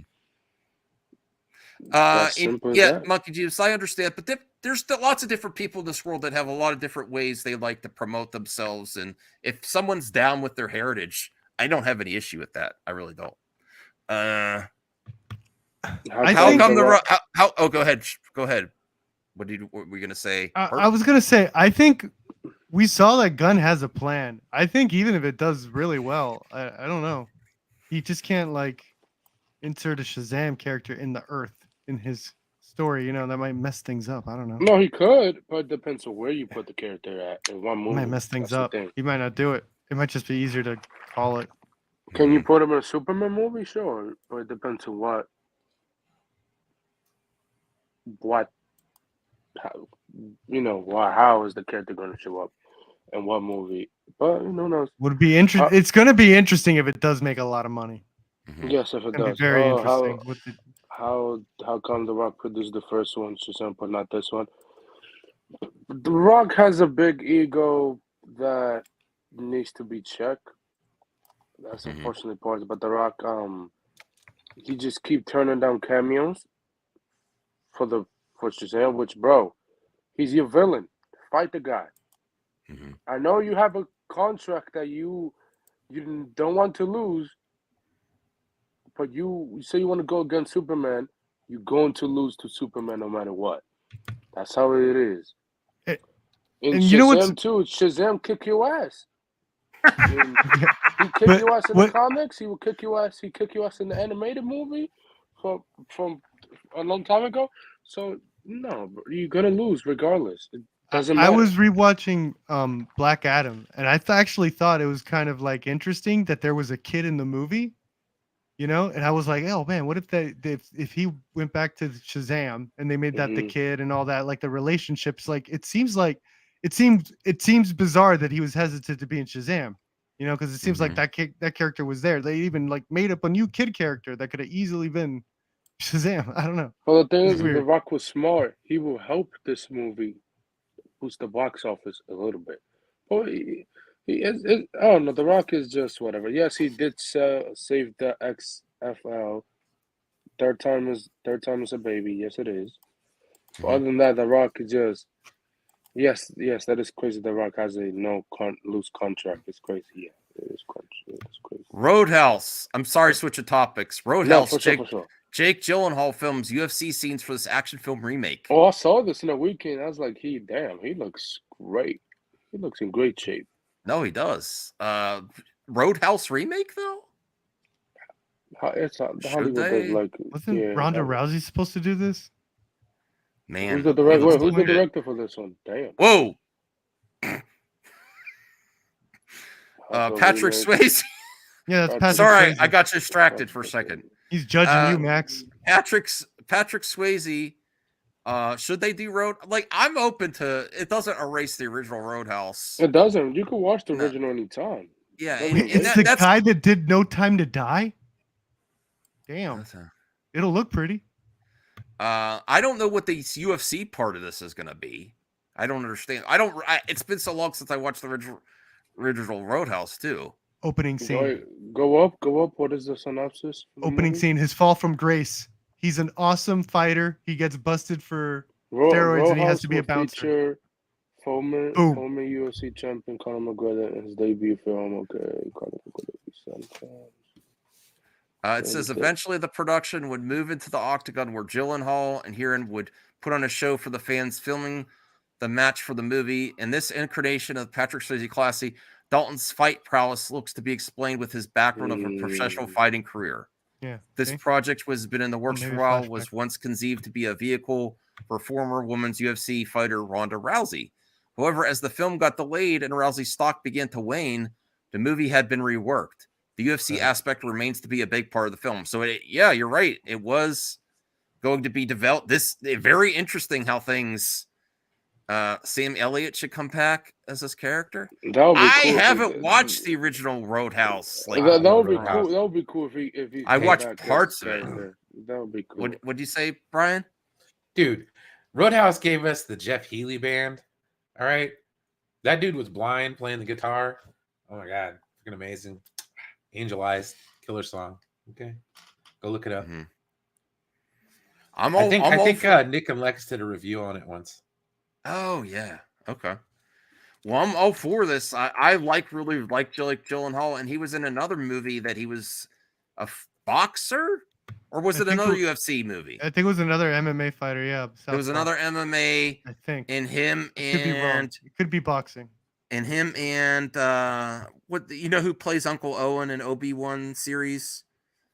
That guy was also in it. Edgerton dude or whatever. Is that his name? The other dude. That was a really good. Joel It's Edgerton, yeah. It's an Edgerton And of he's some director kind. too. He's like an Yeah. awesome director. Yeah, so Rousey is wasting away. Well, let's be honest. She's probably making bank. Unfortunately, I think she's very political too, and I think that's why her stock has waned. Yeah, She's very Joe vocal Ernest, politics. I'm not Not against really her. political. It's just she's all about like raising a farm and a family. I think I've seen her get a political a few times. I'm just saying that's not my problem. No, That's I get just it, but that's Hollywood. That's yeah. Hollywood. Right. Some people right. would call her a prepper. Yeah. They can't bring back that 80s glory back. Not me. She's amazing. Jake is a great actor. I bet it's good. The fight looked good too. She can't. Yeah, I don't think she's a great actress. I think Gina Carano's and then I'm not throwing shade at Gina Carano. I think Gina Carano's a better actress than Ronda. I think I saw her in a few things. It's just like, okay, not very good. I didn't see that one yet. I still gotta watch the Fast movies. Oh, so where'd you see her? Expendables 3? I saw her somewhere. I saw her maybe it was like a comedy or something. Yeah. That she popped up real quick. Oh, true. She's probably like in an Adam Sandler comedy or something. Something like that. It was not. Yes, it's probably a Judd Apatow movie or something like that. Yeah, I saw her somewhere, and it was like, okay, very. But I'm looking forward to that, though. I'm looking forward to that. Here's some great news. This is amazing news, everyone, because I think one of the underrated movies, even though the director has been canceled, I still like the movie. And it's a Marvel movie. Do you know what movie that is? Can we guess the canceled director? Yes. Bryan Singer? No. Shane Black? No. No, I'm playing. He's not canceled. I'm joking about that. Who's the canceled director? Brett Ratner. No. Marvel. Oh God. Marvel canceled director. I know. Bryan Singer? Is that Bryan Singer? It also canceled made a DC. Joss Whedon. Yes. All right, there we go. And what project is that? Avengers? Age of Ultron. Both Avengers. First Avengers Oh, movies. Everyone says Age of Ultron is bad. I really like Age of Ultron. It has some decent moments in the movie. I don't hate the movie. I think it's overhated. I don't get it. Like It I is think overhated. Yes, I I think don't it's a hate the lot movie. more Yeah, rewatchable than the first Avengers movie. I was disappointed when I first that is saw it, but debatable. I'm like sort of like Max, how he rediscovers movies in the second watch. I've really enjoyed this movie in repeated viewings. And this is a character that, unlike, like, let's say Star Wars, no one's ever really gone, that they go out of their way to bring characters back. This is a character that's very believable to bring back, is the Ultron character. Don't you think? Yeah, I hear a lot of comic fans say that he was underused and he's actually... He was underused because there was too many... Yeah, he was. After Big...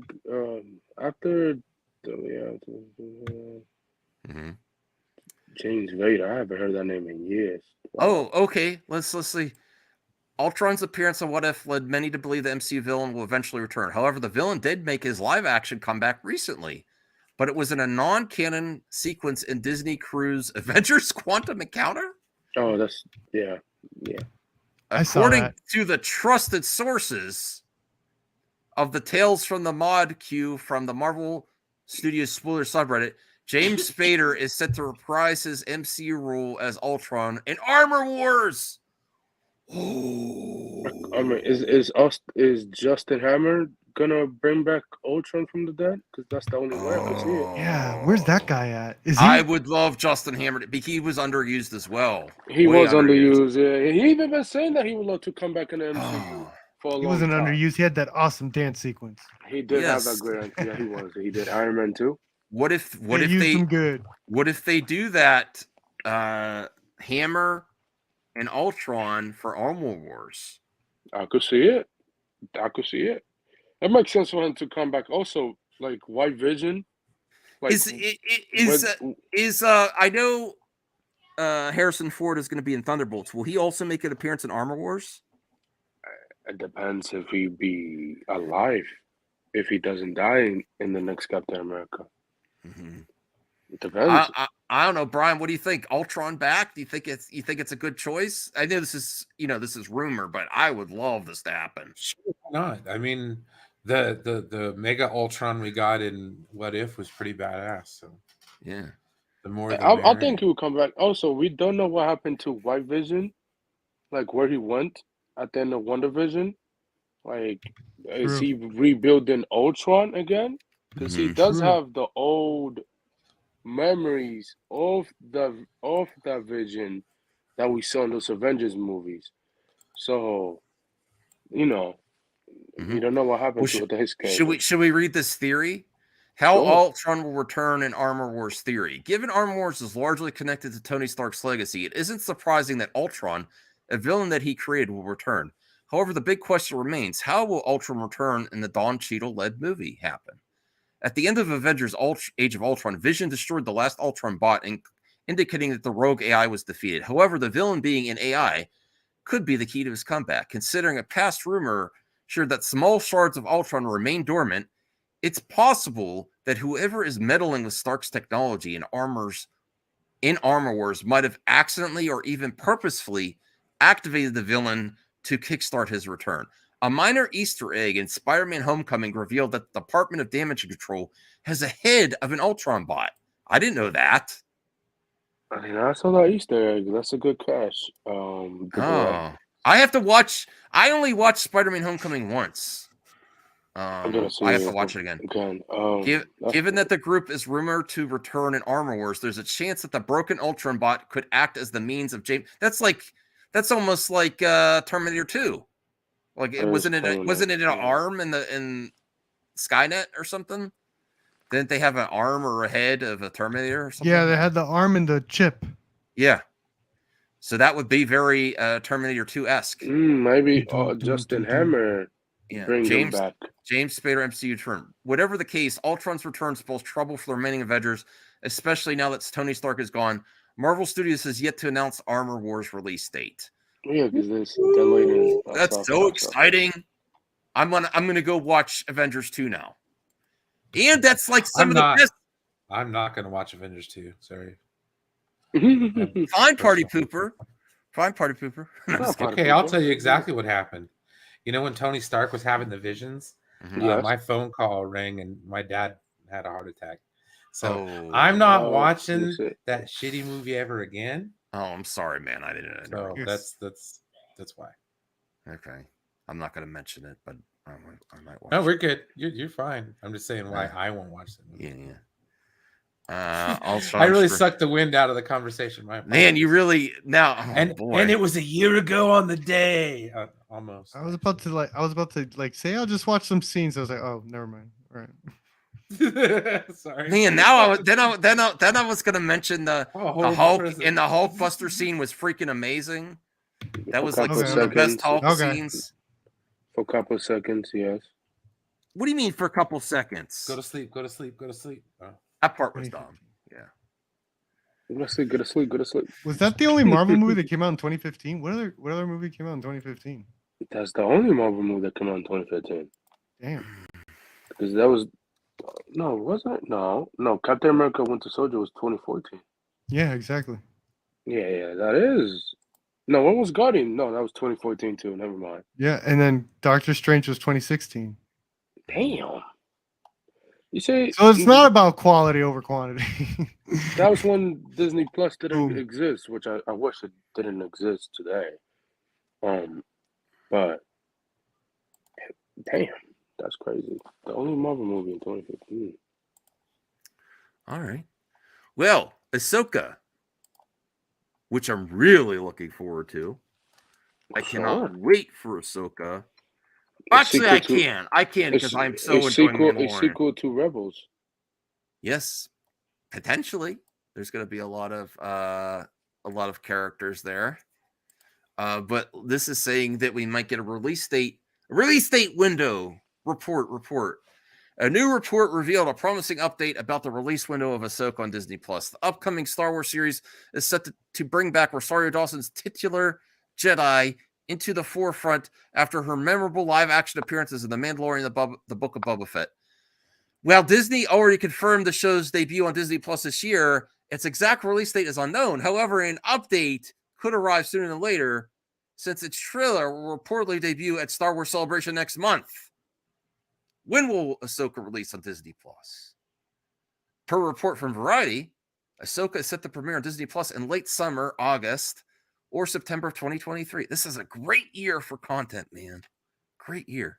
The new release date window is a bit earlier than what fans have been expecting ever since lead star Rosario Dawson said that Ahsoka will probably be released in the fall after providing fans an update about the Haunted Mansion reboot. Ahsoka, that's going to be probably coming out in the fall. We're going to have Haunted Mansion coming in August. This is recently pushed up to late July 1st.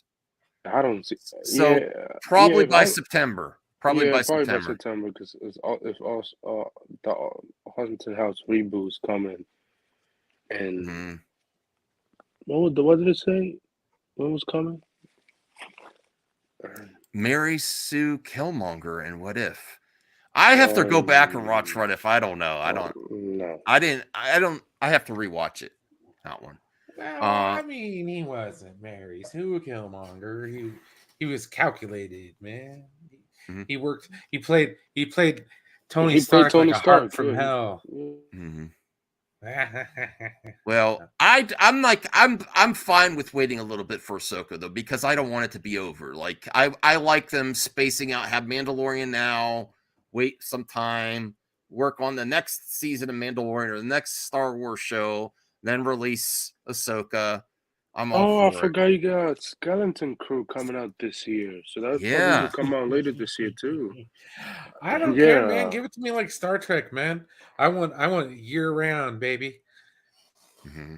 It was like Star Trek fans are eating good. Damn right. Star Trek fans until we eat too much, and then it's gonna be like, oh god. Well, one show's ending. Well, that's why. I mean, this is gonna sound really bad to people who like Star Trek Discovery, but I'm kind of glad it's ending.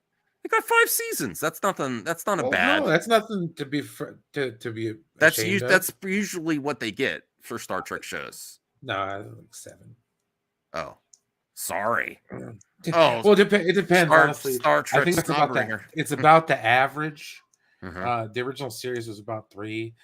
Next Generation, Voyager, and Deep Space Nine were all 7. Enterprise was like 4, 3.5, almost 4 seasons. But it's about on par for most of it. I mean, at this point, it really doesn't matter anymore because it's not about seasons. It's about continuing the storyline that they're working on in that time frame. And that's not the time frame. If you're paying attention to Discovery, that's off in the 29th century. Or the 32nd century or something like that. They're like 900 years in the future or something. Some weird time off in the far distant future to where like warp drives don't work anymore. So yeah, no, it's definitely it's good to see it end. Hopefully they make it worth it. Yeah. I probably am gonna keep watching Picard, go back watch first 2 seasons of Picard and Strange New Worlds before I get back to Discovery. There's a lot to catch up on Discovery. So and even that animated show that Prodigy is it's not that bad actually. I think this is what Anthony was talking about, but I'm okay with it. I mean, I would have preferred, I think, these characters. I hate this clickbait article, bro. What is banning them? It's just that they're not involved with it. Like they're not. Okay, in the James story Gunn. for this season. Okay, James Gunn. You're playing the same. They didn't abandon them. No, they're just not going to use them. Doing a good job what he does. Calling out clickbaits. They're abandoning these actors, Anthony. They're abandoning Foggy, Karen, and whatever her name was. Oh, she's not. I forget her character's name. She was a nurse. No. Fans of Netflix Daredevil have been elated to see Charlie Cox, Matt Murdock, and Vincent D'Onofrio's Wilson Fisk rejoin the MCU. Although Cox and D'Onofrio have been confirmed the reprise roles, the fate of Deborah Ann Wolf's Karen Page and Eldon Henson's Foggy Nelson remains unclear. Oh, so it doesn't mean for sure still. We don't know. No, we don't know. People are just jumping the goddamn gun like they always do. And then I think Boris gets it in the article. Oh, they might get recast. They're not getting recast. They were the best parts of the Netflix TV show. Feige, the outrage you will get if you recast those characters, it will go crazy. That's not gonna happen. And why Anthony says The show is set in New York. Why wouldn't they be in the damn show? Well, Deborah said she was shooting a show. Whether that might be the reason why she couldn't be in Daredevil new show, because the show is filming for 10 months. I don't think some actors probably don't want to commit for 10 months. So we'll see. I don't know about the Foggy actor. I don't know what he's doing right now. But she said she was filming the show. But we never know if they probably will be in the show or they probably give Daredevil a FaceTime call, which, you know, I mean, actually, Daredevil cannot see. Never mind. Ann A Wolf phone particularly call. is open in her desire to return to Born Again, saying she would sign in a heartbeat. Karen Page, actress, cast doubt on her return as she was clear that Marvel hasn't told her anything. Well, I mean, it's possible they also do this first season. They could and they leave the door open too. We don't know how. We don't know what's going to happen in these 18 What if episodes. they're doing the West Coast stuff, bro? What if they're not even in Hell's Kitchen? I don't know. That is true. I think they're coming back. I don't think they're not going to recast them. That's just baloney. I don't know. I just think they're not involved in this first season of the show. But he was also from Mighty Ducks, right? Mm-hmm. Oh yeah, dude. Fulton Reed. True Blood. Yep. Yeah, So slap shot scared the shit out of people. I'm okay with it. What do you think, Perp? Idle You okay with Hands. it? One of the dead With dudes. not having these guys? I mean, I would like it, but it's not a deal breaker. Yeah, I don't know what the story is. What if it's like 18 episodes? He joins up with the Punisher, and it's like the raid, and they're just going from building to building. Yeah, we don't floor know to the floor. Like, context. I don't know. We don't necessarily know. Like someone said, they're in New York. They're assuming they're in New York, and they're not going to have them. But we don't know what the story is. It might be a really intense story that you don't need another lawyer. Yeah. And well, they're both lawyers and a nurse. You know. Yeah. He doesn't stop to explain things. Yeah. Something's going on. You know. Whatever. So yeah, we don't know what's going to happen in the context of the story. It might not justify them being there, and hopefully there'll be a season 2. If it's very successful, maybe they'll bring them back. Don't know. We don't know. That's what I like to say, right? We don't know. I mean, Bullseye does kill Karen Page, but we don't know if it will happen in the MCU. Do you think Spawn will be under subsidy of WBD or with no? I don't think Warner Bros. Has anything to do with Spawn. No, right? They don't have. No, I think Blumhouse is doing. Image Comics, isn't it? Was it Image that did Todd McFarlane's Spawn? No, Blumhouse is doing. No, Blumhouse is doing the Spawn movie, I believe. Let me see. What studio is doing? I have 2 articles left, everyone. So we're winding down. I appreciate all the support of the show. So Amazon wants to, Amazon Poltergeist, RoboCop revivals are top priority at Amazon after MGM acquisition. Yes. Fantastic. Yes. Now, I would like to restore the RoboCop reboot verse, but it's not going to happen with Joel Kinnaman. I love that reboot movie. I thought that was I think they could have done something amazing with a sequel, but I just wanted to see it continue. Dead or alive, you're coming with me. Yeah, let's look at the Amazon's top priorities. We'll just read this first paragraph. John Roca. What? The hot mic. Yeah. It was Jeff Snyder who broke the news. Yeah. Just read the last sentence, the top priorities, and they list them right there. All right, fine. I was gonna do the build up. Okay. Oh, okay. You can do the build up. Never mind. No. You're right. You're right. Revealed the 6 MGM properties that Amazon is most interested in doing something with. These are top priorities. Stargate. Bam. Thomas Crown Affair. Ooh. Boom. That's a good one. Nice. Legally Blonde. Yeah. Bam. Least likely. Rocky.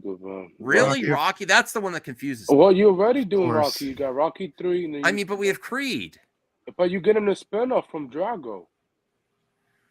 Yeah, dude, this is gonna be a bridge. This is a verse now. This is a Rocky verse. Sylvester Stallone I don't know. Sylvester did say that he would love to Into do the a Rockyverse. prequel. Well, that's the one Sylvester Stallone's upset with too. Is they don't want him to give him his rights. who's the character that plays Drago, the actor? What's Dolph his Lundgren. name? Dolph Lundgren. He was Dolph upset Lundgren. that they were going to do that without his insight on it. Yeah. That's the one I'm like, I'm not against it. I'm just like, I don't know. That's the one. I know. Rocky, I don't want a Rocky reboot. Thomas Crown Affair is perfect for Amazon. I don't want to see Sylvester Stallone boxing ever That's a again. great movie. Stargate, I love Stargate back in the day. That's how I became a Jason Momoa fan with Stargate Atlantis. Poltergeist. Stargate on the Amazon budget looks great. Poltergeist, I'm happy for horror fans. It's just not my thing, but I'm happy, you know. And RoboCop, definitely. RoboCop. Yes. I gotta say, from the remake, they need to bring back the comedy, the sort like the satire. Oh wow! One thing Michael that was B. missing. Jordan has been attached to the version of Thomas Crown Affair of Michael B. Jordan. Yeah, nice. He's attached to everything right now. Man, we're getting rid of Reese No, that's not the Witherspoon. most important part. You haven't even gotten there yet. Reese Witherspoon is back on board for Legally Blonde 3.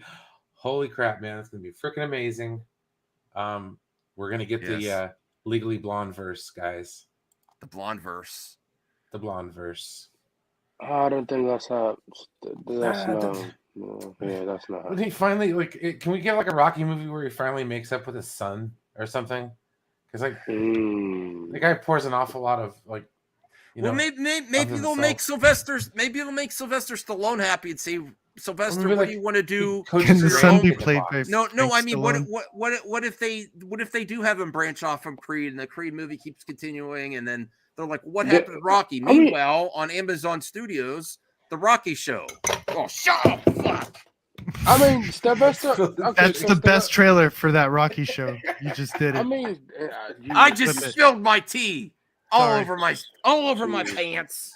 All over his robe. I guess he will finish when you Put it on Amazon. You're done with the show. Shit. I mean, Sylvester did say that he would love to do a Glasses are prequel of Rocky. Whether that happens, who knows? Smash that like button, folks. We're here every night. High quality Didn't he entertainment. make up with his son in Creed too? Yes, he did. He did make No up diet with his son. facsimiles here. No. Shit. At least didn't get on the keyboard. What was I saying? I was being too. You were being too excited. You're a fanboy for these Rocky movies. Oh, he was getting into it, man. He's like, yeah. I was like, was The getting Rock. tricked What if about they make Sylvester Stallone happy and they go to him and say, you know what, you're gonna have a lot of input on this Amazon's Rocky show, and then he gets happy, and then he stops feuding with he gets happy. with If the money- Ivan if the Drago mo- and Creed, and stops throwing shade at Michael B. Jordan. You know. If the money is right, Hey. sure. Yeah. Hey, well, I gotta get going. All right. It was fun thanks, talking with you, Max. Yeah. Mind your tea, Max. Mind your tea. I spilled the tea. I noticed. Yeah. All right. I'm Have gonna fun. clip that. guys. I'm gonna clip that out. Thank you. I was about to end it anyway, but thank you. Yeah. Sorry. I gotta get going. That's I gotta all right. brush my That's teeth, all right. bro. Later, bud. Yeah. All right. So last story, because I can't even see right now. My glasses are all have tea on them. No, I guess Well, you gotta clean the floor. Hey, man. You see the tea? Blind as shit. Yes. Yeah. Yeah. All right. I got tea back. Pretty much. All right. All right. Last topic here. Good action movies on Netflix right now. Action movies on Netflix? Action. I don't have Netflix. I pay like $22 on Netflix. The Adam Project. I thought that was okay. Okay. It was a good movie last year. I enjoyed it. All Quiet on the Western Front. I didn't see that one yet. I kind of want to see that one. Oh, I read I see that that book one. when I was in high school. Actually, my Netflix got canceled because I didn't update my credit card. I mean, that's not really an action. Because you know how I haven't been spending money. I did. I didn't how they send you a new card that expires. I didn't activate the new one. Yeah. And all my streaming services are linked to that one. And I'm like, should I update? I'm like, nah, not for a while at least. Not till I Pick really and wanna choose. get- That's what I do. I'm just like Yeah. reinstating the ones I feel like reinstating at the moment. Yeah. Super Mega Graphics 64, $5. Thank you, Cyrus. Get some more tea and be careful. I will after. Facts. Man, I could have really used that tea. Thank you, Cyrus. Thank you. Let's get some more tea and be careful. Yes, I don't want to spill the tea. This isn't beyond the trailer. So, Army of the Dead. Yeah, I get behind I don't. The Big Four. What I haven't heard of this at all. I've never Is that heard of Adam this. Driver? No. No, who's that? We'll go down. Who's the cast? Who's the cast? The Big Four. I would point if I had to compare it to something. I would point you towards Jackie Chan's extensive library of films or Stephen Chow's Kung Fu Hustle. That sounds fun. Well, good. I haven't heard of that. Carter. Seems like fun, I guess. It's not my Day Shift. I didn't watch Day Shift yet. The Five Bloods. Oh, that was a good movie. Forgotten Battle. I forgot about it. Never saw that one. Knives Out. Horrible. No, it's not That's an action movie? Disagree. No. That's not an action movie. The Gray The Man. Gray I Man, didn't that see- is the action movie. Lesson Plan. Never watched this. Lost Bullet. Never watched that. Lou? Lost. Lou, never watched that. My Name is Vendetta. Antonio Banderas. Never watched The that. Night Comes for Us. Wow. Never watched Hey, that that's either. The Raid. Yeah, the very guy. Yeah. There's some people from Mortal Kombat in there. That looks interesting. The Witcher. Nightmare of the Wolf. Okay. Is a part from All right. So, because I have to clean my Fantastic. classics and it's the end of the show, that's all we bad take Max. Okay. Night comes for You us. know. We'll be here most of the week. Thank you. Have a good night. Watch your tea. Don't spill the tea. And we'll see you soon. Bye, everyone. Deuces. Bye.